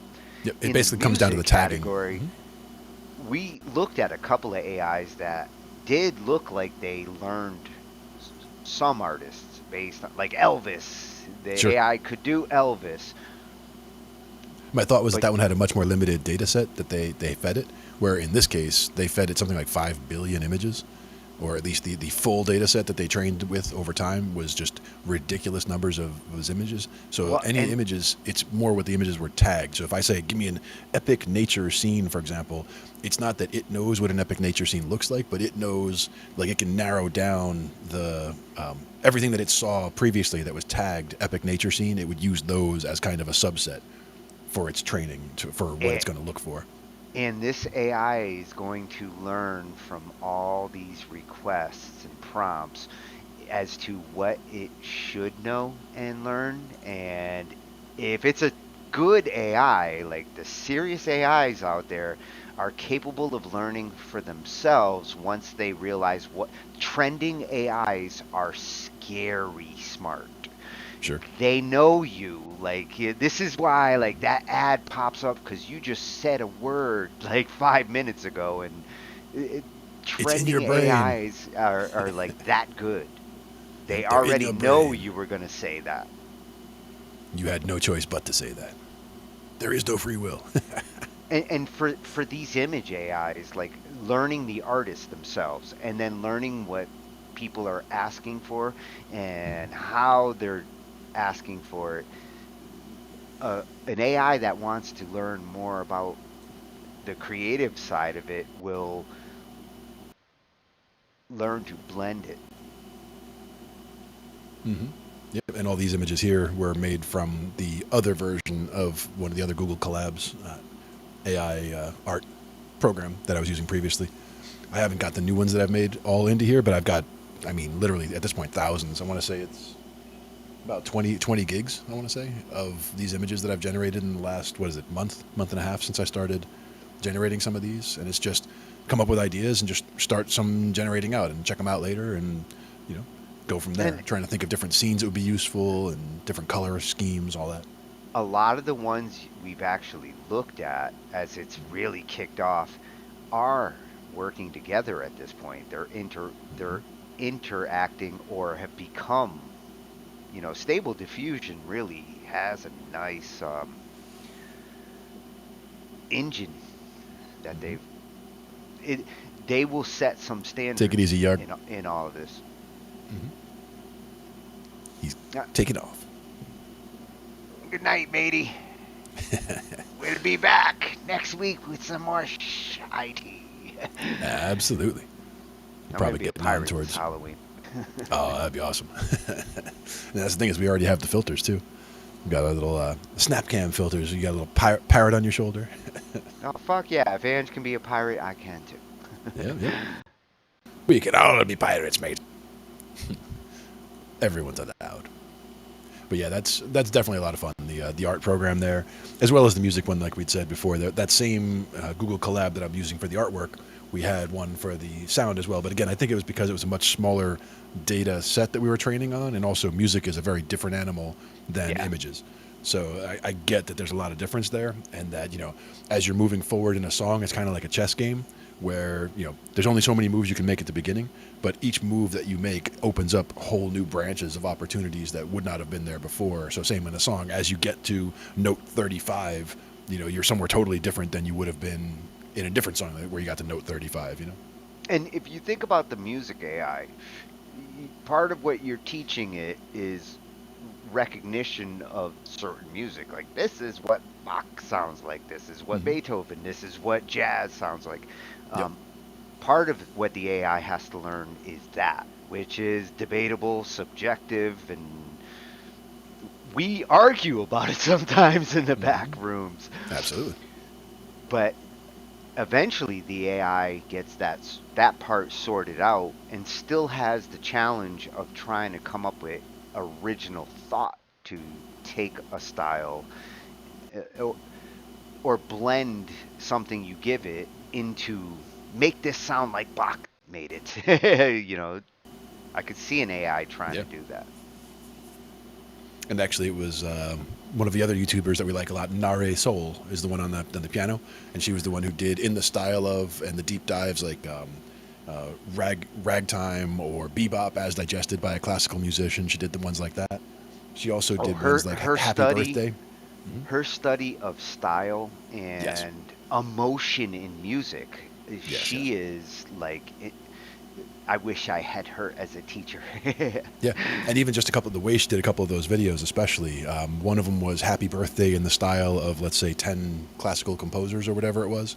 And as she's playing each one, it not only does it sound like it's perfectly in that composer's style, but she actually is doing popping up on screen what elements of what she's playing define that person's style. So it'll be, flashy arpeggios or repeated motif or whatever, like each thing as she's incorporating it, popping up on the video. So it's really useful to watch a few times through and really get the feel for which elements are defining that particular style. When you're learning music, the best thing you can do is have great visuals to go Hmm. with the music learning you're doing, Oh yeah. and you can see some of this music theory we talk about sometimes if it's presented right. Sound theory, like when you're listening to something and uh, what it looks like, when it's properly visualized, everybody gets it. Hmm. Yep. And that's where, again, that's one of those things when I find stuff that is very useful like that, I'll copy it, I'll bring it into my folders, and I'll try to incorporate it into the visuals that I'm using, like some of the ones that we looked at the other day, where I have my minor pentatonic and my minor and the cage system over here and how it relates to all the different positions, and it looks like a big mess. But for me, it's more just having Well, it up in front of me and staring into it. I love all these great charts we get to have these days, thanks to YouTube and Google. Like, man, Exactly. if I had those charts back in the 80s, I wouldn't have had a problem. I think one of the earliest ones that I remember stumbling across like that I really liked the presentation of was that the drum one, where it was circular instead of showing the drums as a line, because it makes so much sense. Where if you have 4 beats and you're going around the circle and you just keep coming back to the top each time. Once he said, and this was from 20 years ago or whatever, it was the guy's doctoral thesis that he was talking about using this circular Oh method shit, for categorizing the drum he beats. better have gotten an A plus on that one because that changed my mind on loop Hmm. drum loop programming, like you were saying. Yep. That changed my mind. Like I want to use something like that to build my beat. And that was also incorporated technically into the way they do GarageBand, really, because in GarageBand, a lot of the way the loops go, they do go in a circle like that. So whether it's a loop or a 30-second loop, it's still going to be a circle. It'll just sweep at half the speed if it's half the size. So that was always cool Yeah, too, seeing the way that works.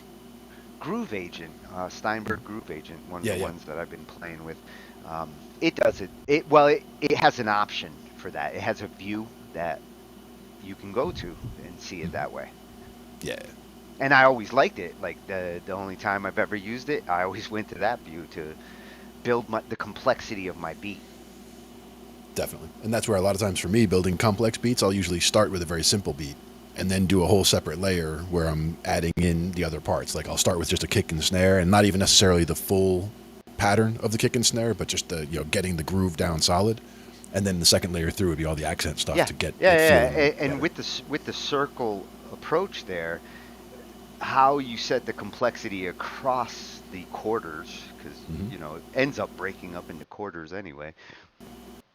With Groove Agent, Yep. you could swing the complexity across any Hmm. time in the circle. It's like dealing with So the that towards clock the end of almost.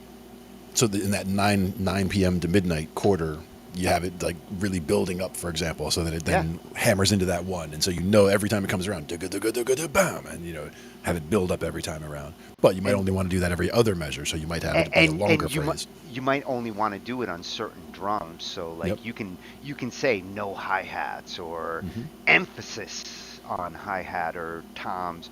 Lots of tom rolls, yeah. It was a really cool drum arranger. Hmm. It's just so complicated. Like it Hmm. it wore me out trying to learn it. Right, right. And I typically love Steinberg products, and I used to use Groove Agent 3 back in like Hmm. 2004 to like 2008. I jumped on their 6, a couple years ago, and it changed so drastically and got really hard to.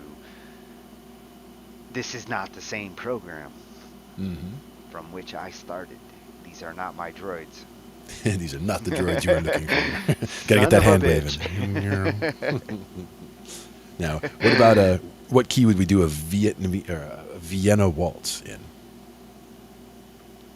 Should that Italian be swing. should that be major or minor?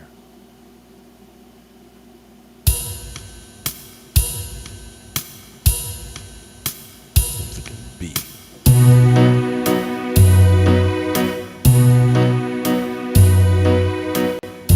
Not to the F then.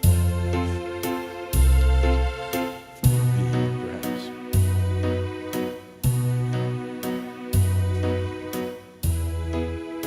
See, I can hear a little piano solo on top of that.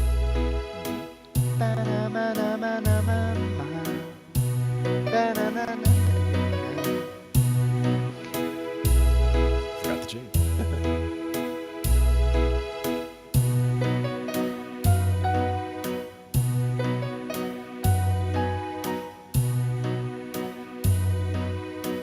You said it was B to G I was again? going B to E actually. Oh, B to E.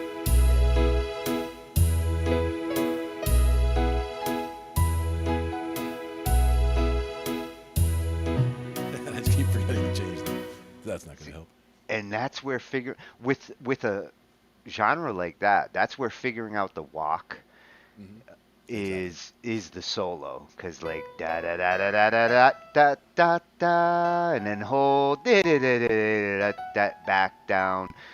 Um, the beat itself kind of dictates like how many notes you're gonna go up before you come back down. Yep, yep. You got to get that whole pattern working. But that's the Vienna waltz, and there's waltz, and French waltz, and serenade, tango. Waltzes are what they traditional dance beats. Is that what makes a waltz a waltz?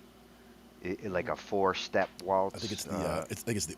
Well, for the polka, it's the umpapa. For the waltz, it is also the time signature essentially, where all of the waltzes are going to have that same kind of 1, 2, 3 going on. So Oh, it's it's time signature based, like yeah. 3, 4, These are all 7, threes. 8. These are all threes. So 3, 4 is where you're doing like 1, 2, 3, one, No two, wonder I one, could never two, fucking play them. and then another waltz, also 1, 2, 3, 1, 2, 3, Yeah, and then French you're waltz, you're right. Ba ba, yep, ba ba. and then the serenade. Okay, that one's not very Okay, that's exciting. just a damn cowbell. Or no, a Tinkerbell. More cowbell. Now the tango, that could be interesting. So tango, I'm gonna think Tango. we're gonna go tango in D.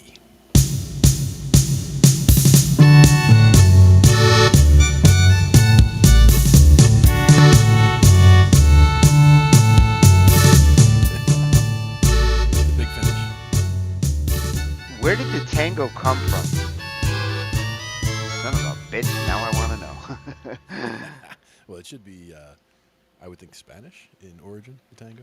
Well, yeah, I do feel like it came from the southern hemisphere, but where?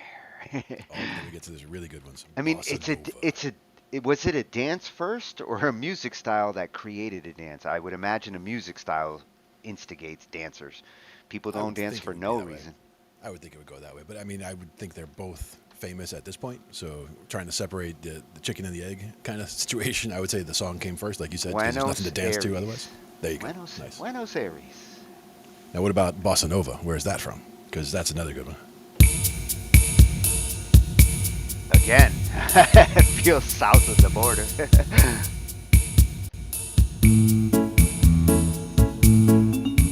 Ah, Rio de Janeiro.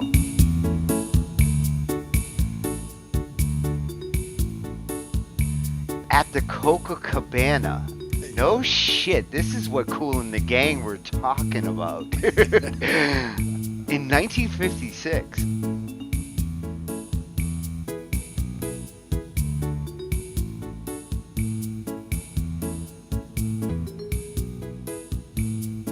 It's a nice counterbounce. Like I like how the bass and the drums establish one bounce, Yep. and the competing bounces are almost like another genre. Yeah, you get a nice little bounce pop. I've always been a big fan of bossa nova, and that's bossa nova one. There's also a second one, bossa nova two. Maybe we'll do that one in C. But it's always the bounce that you hear, that signature bounce. That's going from Yeah. the root to the five under it. So that's going from the C to the G.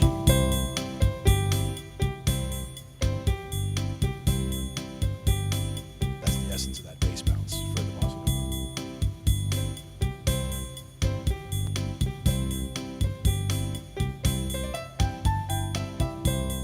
Yeah, again, the direction of the solo, you can feel off the bounce. Now this one might have a little too much cowbell compared to the other. Da-da-da-da-da-da-da-da. It's a little bit more mellow. Yeah, you got a whole fucking measure to just rip in one direction. You do those little pullbacks though, because you're cool. That's what you should just jump in on it. You know, it's just I killed both my music machines tonight. That's right. That's right. Now, dead, or they'll be okay. They're still complaining. That's them.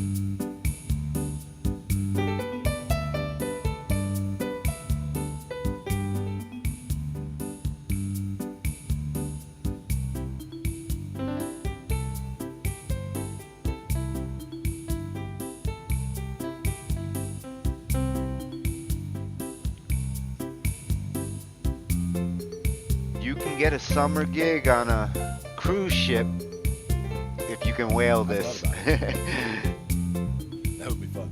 Oh, dude, they hook you up while you're on there. My understanding is also you play a lot. Like you're playing many hours a day. Yeah, it depends whether you're playing in like the bars part or the. I wouldn't mind playing in the bar on a cruise ship for a couple of months every year. That would be something I look forward to. I've literally thought about it, and the fact that doing as many cover tunes as I have in each of these bands, and you know, I've never been opposed to any particular style. So like somebody says, hey, let's learn a country song. Hey, let's learn an opera song. Hey, let's learn this. I'm like, let's learn whatever. I'm open to learn whatever I can because you Yeah. can pull different things from different styles and merge them all together. I inhaled like 1,800 tracks in the last two and a half years, Hmm. just learning the parts. Exactly. It's funny how little you actually have to work at learning once you do pick up on that key, and so many songs that I should have known way before. I didn't know until I tried them, and I'm like, son of a bitch, that is another 1, 5, 4, 6. Exactly. And it's just how it hits, which And it's just about the bounce, yeah. you have to get intimate with the song to really appreciate it. And if you do, it helps you to write your own. Hmm. Absolutely.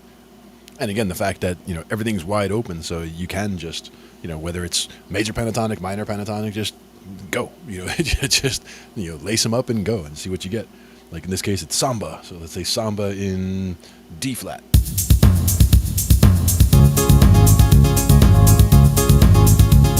That comes out the gate punching.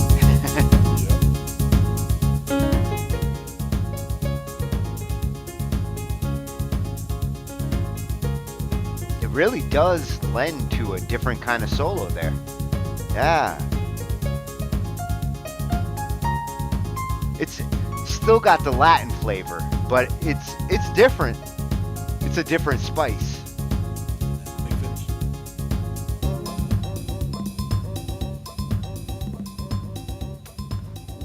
And a fade out. Ooh. Ooh. The fancy fade out. I'll tell you the Latins got some of the best percussion. Oh yeah, absolutely. I mean, I love Indians percussion. There's some real and Japan. Oh, I didn't even know what a taiko was Sure. Yeah, yeah. until I started having to use it all over the place for And Kyoto is one of tracks. those. I think it's one of the stringed ones that gets very percussive, kind of like the pizzicato strings. Oh, every good sampler should have Piz. Now, is that Lots you and doing that, lots or of Piz. is that you doing that, or is that coming from somewhere random now? What's that? Because I don't think that's coming from me. What? Let me see. Are you hearing noise? I do hear a whoosh. I don't hear it anymore though.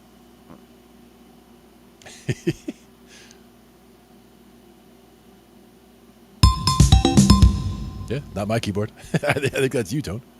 Uh, Maybe one of your music machines trying to send everything that was stuck back there before. no, they're revolting. Because they're not even No, on the restream, so I don't know where it would come from. yeah, no, the only one You don't have any web is here. pages running over there, do you?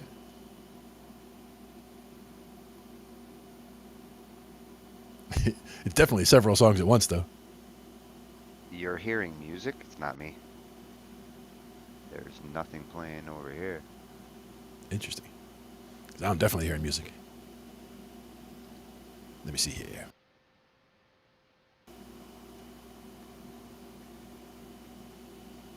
What I don't know is if we hear it in the stream at all.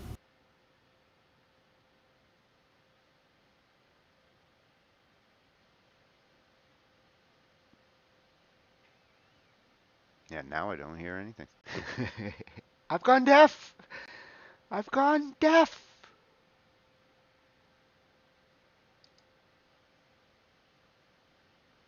But I'm not blind. I can read your lips. If you speak slowly. You're not deaf either. I still make noise. Am I making the weird noise you're talking about?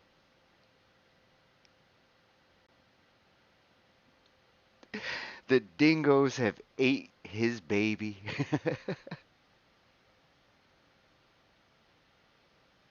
Nope, no audio.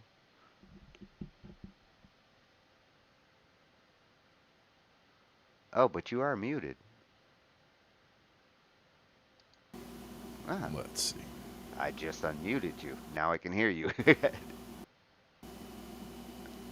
Trying to see if I can figure out what's going on. Let's do this. Go to the visualizer. Well, you got trumpet, man. That shit should show you any signal going in anywhere.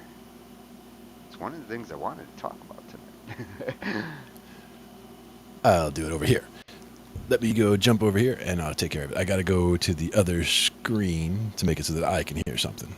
But in the meantime, let me see what I have over here. Normally, I'd jump on the piano and fucking hook you up. But that machine is mad at me right now. Yeah. Well, let me just mute for 1 second. Let me go check that here. I can find something, though, to bide the time.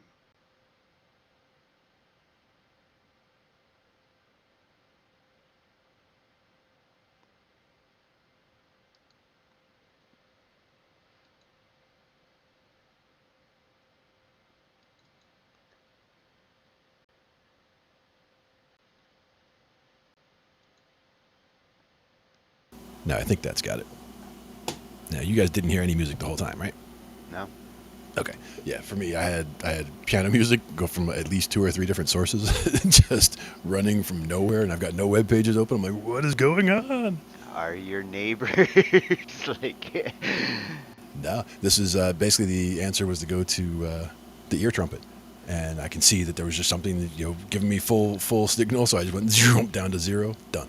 And see, this is what I was talking about with those YouTube tabs. Like, Yeah. they changed their behavior like 9, 10 months ago, and it really got it might have even been longer. But background tabs, in some cases, especially with YouTube, sometimes can be locked and loaded, and it only needs an excuse to turn on. Yeah, and this gave itself an excuse for sure. Yeah. But I'm like looking through now, even it's like I still don't see where it was coming from or where it could have been coming from. But oh well,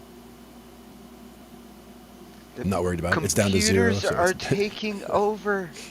The right. I need to computers are taking over.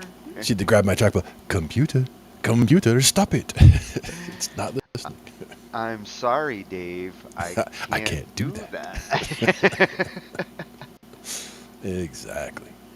When they start talking back, it's a problem. It's a problem. It definitely feels like they're talking back these days. Well, now we're able to talk to them and actually have them listen and do things, which is amazing. Just the whole AI art thing, being able to say describe a scene and have it actually happen, or in the style of whoever, and they can do that. They can combine two different styles that have nothing to do with each other. Very cool. And could again, see- I like to leave it wide open also, and just describe a scene and not tell it who, and then see what it comes back with, because it'll merge all kinds of different styles that it found that happen to be that type of a scene, and then I can do the browse in this style and see all kinds of other things that were made in that same style, and then build something new off of that. As Definitely that cool. AI gets smarter and becomes sentient life, which I think is what the See, whole at this point, purpose of AI development. that one won't, because that's not a general purpose AI. It is specifically a neural network trained for those images. And that's what I was It's saying. the Is no matter, it can't beginning get smarter, of but the general purpose AI is coming, hmm and this is a major part of it. Like hmm psychology in a mechanical brain will come from creative AIs like Stable Diffusion. Big time. and all the experience that they built up over time, from the other AIs that are there. But yeah, general purpose AI is the one where when they're trying to get to human level intelligence of an AI, they're basically talking about general AI or general purpose AI, You could as have opposed to these you could have specifics. a virtual human 10 years from now who's um, seeing like those images we're seeing in Lexica in hmm their thoughts, in their dreams. Like Nice. The machine dreams. Jazz samba.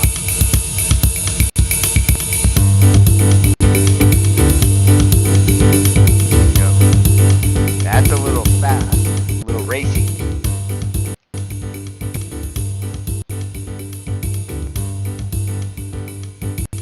Wow, it's funny. As it slows down, it almost becomes like country. Hey, little buddy, gonna down home in the It does. mountain. It's a Bruce Springsteen. I got a great desire. I'm on fire, yes. We made Glenn play Bruce Springsteen. You see what you bastards did? Jazz samba.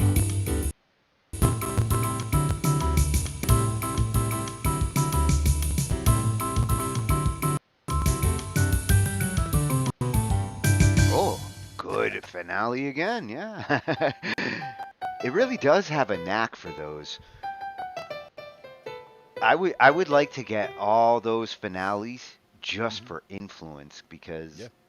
that's a good library of every kind of way to end.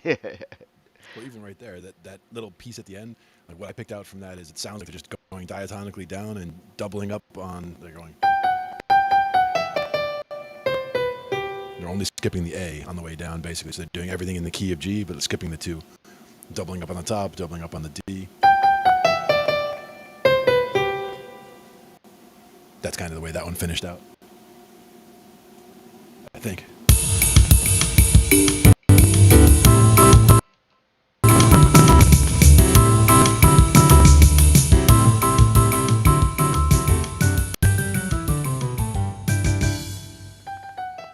Yeah. Da-da-da-da-da-da-da-dum. 1, 2, 3, 4, 5, 6, 7, 8, 9, 10. Because they doubled up 1 the E through 8, and the D. 9, 10 on the hit. Think.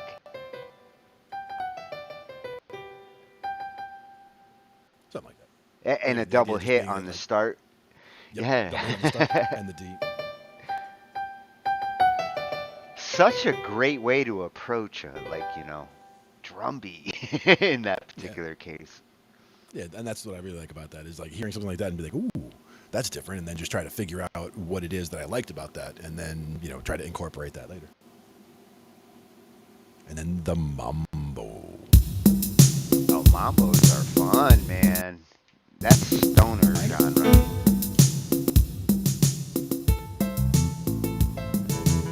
I smoke weed to a mambo.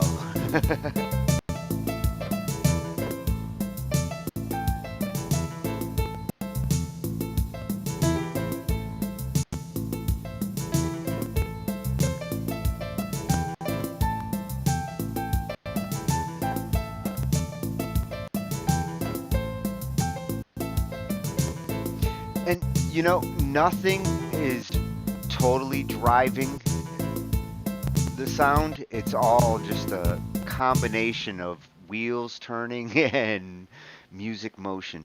The drums, Exactly. the bass, the keyboards there are just set up to just kind of Yeah. drive that beat. And that's the thing is for that, that could just hang out there in A minor all day. Like that's one where that was just A minor the whole time. Like you could just With stay in that A kind minor of all day, or you with could that just kind of land drum it in E beat, minor, E minor.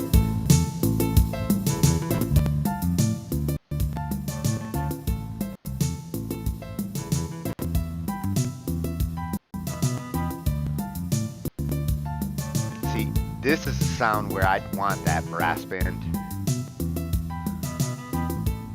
at least a four-piece brass, That's true. two sax, trombone, and trumpet. Let's see if I can find something Alto and soprano sax. here. Alto and soprano. Let's try. Here's the alto Mm, now you're talking, boy.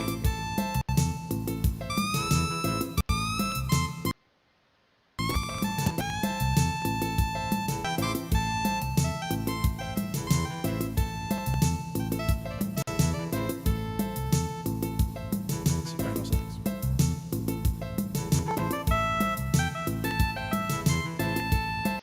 Yeah, if you really want to get creative here, a clarinet might sound fucking good inside of all that. Weird as it sounds, but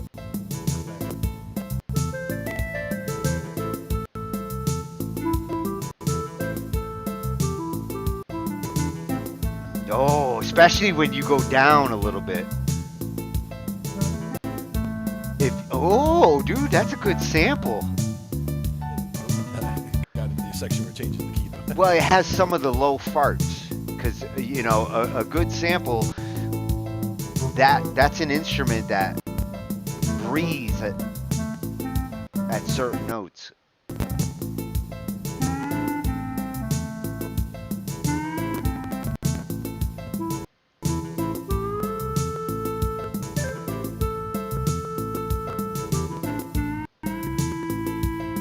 And you get comfortable with a scale here, you can start doing it really, really fast. Absolutely. And that's where the bends, like you're always, same thing with the pentatonic there. Like since this was A minor pentatonic, basically I'm going to bend on the C, the D, and the G. Because the C will bend you up into the D will bend you up into the E, and the G will bend you up into the A, which puts all of those are already in the key that we're doing, or in the Oh, minor fifth pentatonic. bends. You're saying fifth bends. I'm bending only two half G, steps, D, or a, E. a whole step. Oh, wait. I'm bending from C to D, from D to E, and from G to A. Ah. So those are the three pieces that I'll put those bends in, because in the pentatonic, those are the three spots where you're bending to that next note. So you can do. You can hop over the river. Yep. But I don't usually do that on those two spots where it's a three half step move to get to that next one, because that's more than the bend would be. Yeah, that's an unusual tempo. But I especially like that land coming down to that G and then work your way back up to that A. You're playing in the key of A.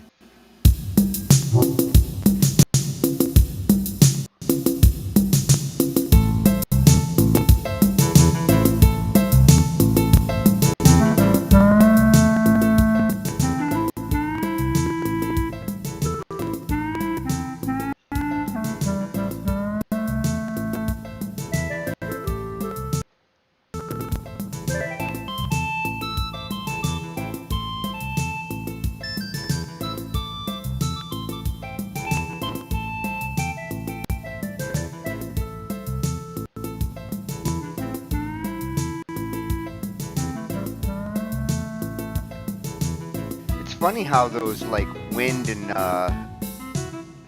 Hmm.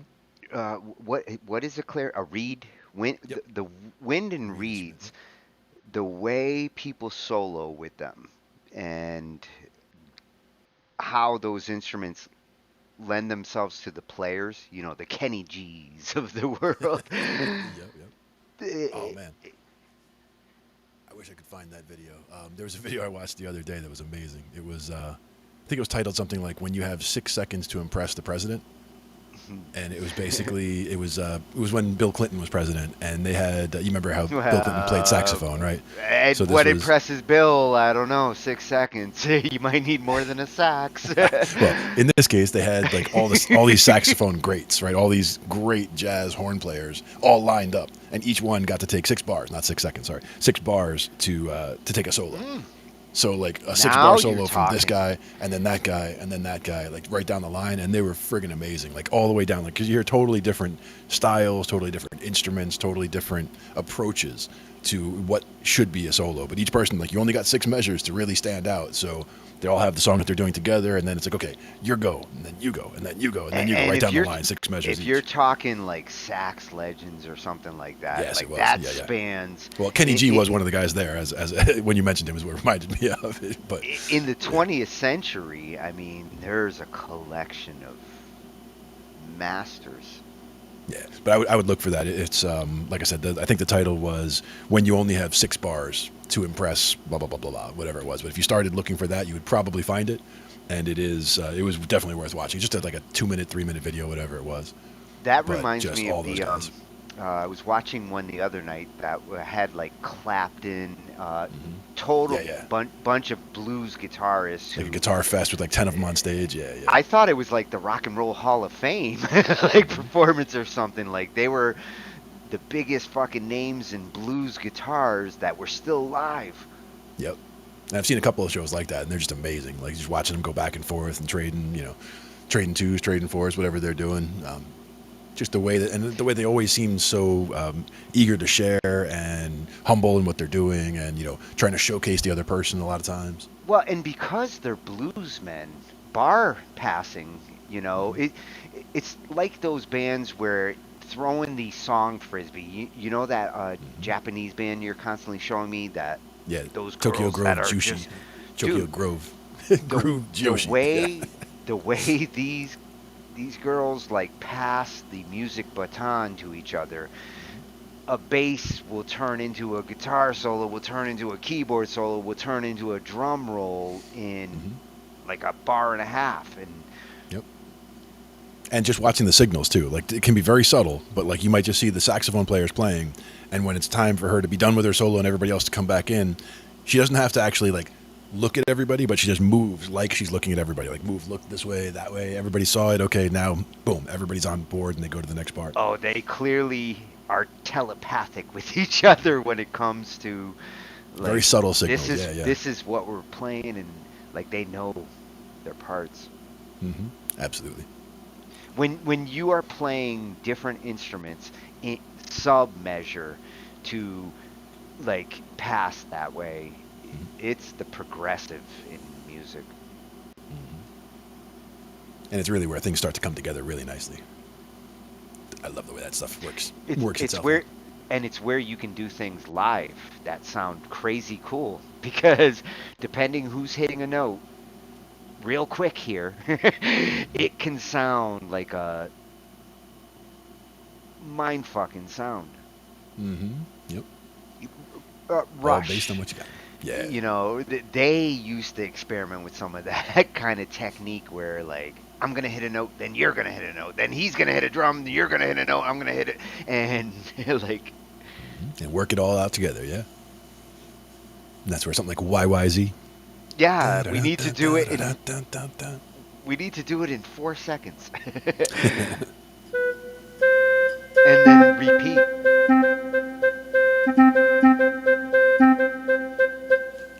YYZ That in the key of C. that was the one I was thinking of too. Yep, When I yep. said Rush, yeah, like I did so many of theirs going through the R's, and Hmm. YYZ was still like Arr. Yeah, YYZ was though like one I was looking the most forward to. It was just at the fucking end. Hmm. You start with Y. Got to get all the way down there. Yeah. Well, a lot of the rush was actually in the higher letters, like a New World Man. Yeah. Oh, I love that one. That's the thing Oh is New yeah, World Man, that Half was the a World. that was one that I really enjoyed. I'd For a totally always different wanted to, style. and I'd always wanted to learn it, and it was just like, okay, I'm gonna cover it. Show me. Mhm, yeah. What about Lakeside Park? That's one that's like it's short. It's a totally different style than most of the others, and it's kind of more light and breezy, I guess I would say. Oh, you played Lakeside Park for me. Yeah. I think I did. Yeah, yeah. And that's one of those that was like doesn't sound like a lot. It's not the heavier side of Rush or anything, but it's very cool. And one of my absolute favorites though is the trees. That was always a great one. The story in the trees is just amazing. The lyrics and the way that it all comes together, and very amazing song. The trees. The biggest surprise I got during all that was that La Village one. Yeah, La Villa Strangiato. True. Yeah. I had never heard that one before, and I couldn't believe that one slipped past my radar. Oh yeah. Well, that's the one I mentioned to RJS the other night because we actually have one that's in progress on that. And I mean, I got part of the bass part down, but I really need to go back and revisit it, and it's gonna take some work to get through those parts because Well, there's some parts where things get really complicated. and that's one of those songs that like you just appreciate for the journey it takes you on. Yeah, absolutely. Love it. And the fact that the video, I want to say, was in what 27 parts. Like they literally broke it down into different movements. Where like this movement might only be 4 measures or whatever, and then it breaks to a whole other section. But songwriting style, this is not verse chorus out. You know, Yeah, it's got this a lot was more the to most untraditional songwriting approach that I fucking love. it. And that's also where somebody like Pink Floyd, with one of my favorites of their long songs, is "Atom Heart Mother," which is like a 23-minute long Oh song. yeah. And it just takes you on. It's an adventure because you're going through all kinds of different things. You got motorcycle sounds, you got crescendos, and you got orchestral parts, and you got quiet parts with just footsteps and dripping sounds and stuff. And It's pretty Pink crazy. Floyd really made a fucking success of doing that with their albums, like always out of the box arranging, like 20-minute song, fuck you record company, we'll make a 30-minute song if you don't like it. You don't like it? We do. Yeah, I'm gonna make the whole album one song. Yeah. Well, that was Echoes. Echoes live at Pompeii. But And that's one of my favorites there. you know why they could do that? Because back in the 60s, they were fucking mailing that shit. None of them were recording in the same studios. Like Yeah. one would do their part, and then it would get mailed to somebody else who had the right equipment and could add their parts. They were doing what we do on BandLab now, and we Yep. take for granted. They were doing that in the 60s because They were making that work, somebody was like hooking them up with money. Yep. And hey, hook me up with some money and we'll make music. Yeah. Well, back then, you had to have a lot of it to record that way. Oh, yeah. Most professional musicians back in the 60s were still recording in dingy studios down south. Sure. Absolutely.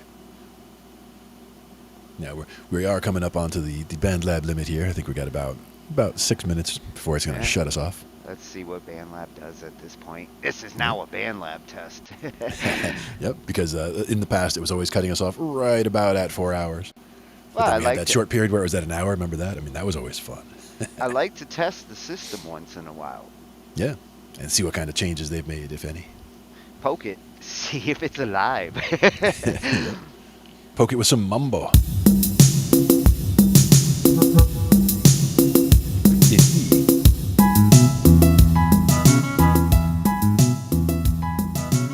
That's it. See, you hanging around with Beck and Pepe all the time definitely has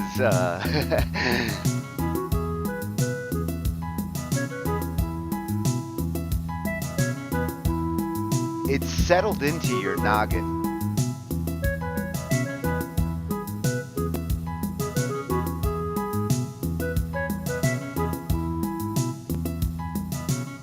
Yeah, I like it.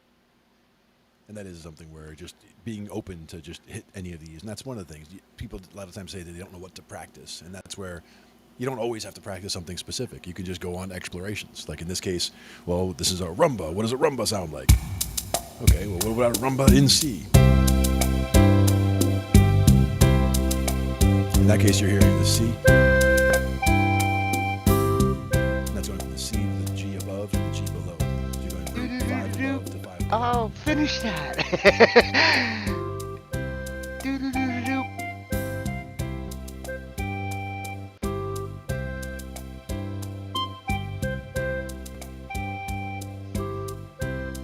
There's little aspects of a particular song style. You can have a lot of fun exploring a basic drum beat that way.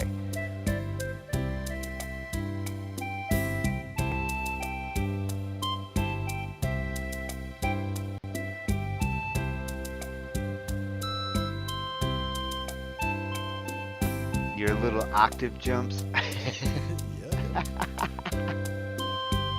I'm recognizing them. You know, it takes a little bit of time to get to know other artists' real styles, like their solo styles, their rhythm approach. I spent a decade with, thankfully, back in the 90s, a lot of the same members. I was kind of spoiled. I had a high school band that still jammed after high school. Oh, thank you. I like the sound of the music there. That's the Casio rumba built in. And that makes it nice and easy. And then we just add stuff on top. So it's nice. Good little explorations. Playing with layers. Yep. Layers and trying to keep it simple too. That was another thing, is trying to put everything into one layer or into one thing doesn't always help. But doing something like this, you're kind of easing your way into it. You're hearing what the bass structure is, and you put a little melody on top, and then you can build out from around there. With something like this, you're setting the mood. You're putting out some flowers and making the table look pretty. Yep. And now if you were to try to translate that to, you take that whole idea that we were just doing, like rumba in C. So, like we're saying that low part, doing that. Then if we tried to just incorporate that ourselves and say, okay, without that going on, try to. You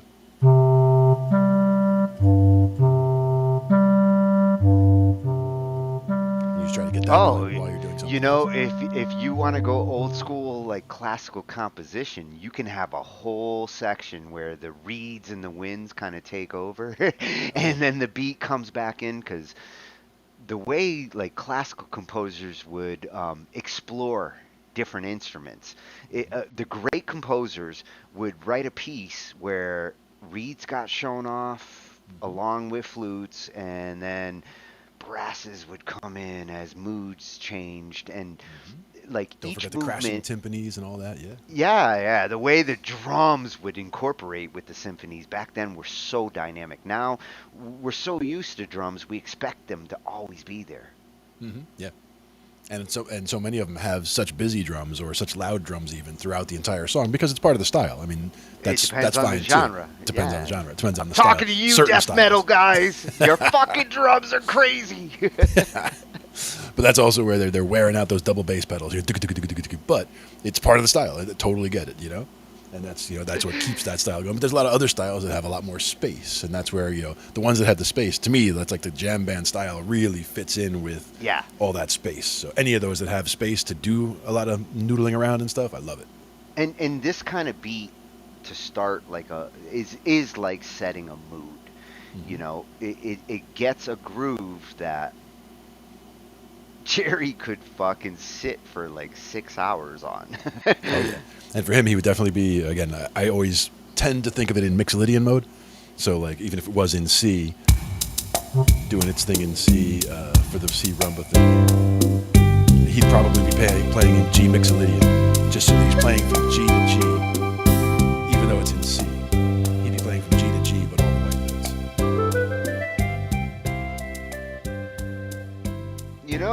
Disney could come knocking on your door for the next Lion King.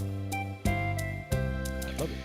Shit like that sometimes is the music they're looking for. That's just doing different explorations of different modes. Looks like we just got cut off from Band Lab there, so it was right at the 4 hours. The test. 111. Right at 3:59, so just under 4 hours, but that's okay. In the meantime, again, it was an excellent exploration of all the different stuff we do here. And we kind of said goodbye a few minutes ago anyway, letting them know that we were getting down towards the limit there. But we covered a lot of ground tonight, and we'll definitely do it again another time soon. Always a pleasure. We'll try to get your machines going better for next time so that we don't have issues there. I'm going to have a talk with them after this. They're not happy right now. We'll go with a little cha-cha in F. How about that? Cha-cha. Sounds too slow, though. We'll see. It does have cowbell, though. And some horns.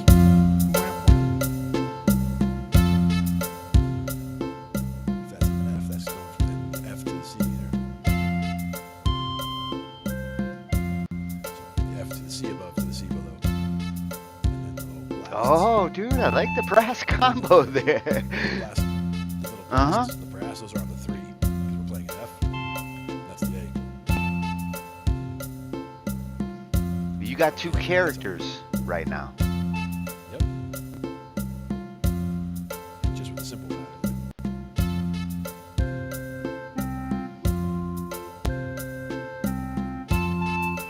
All right, you're hired.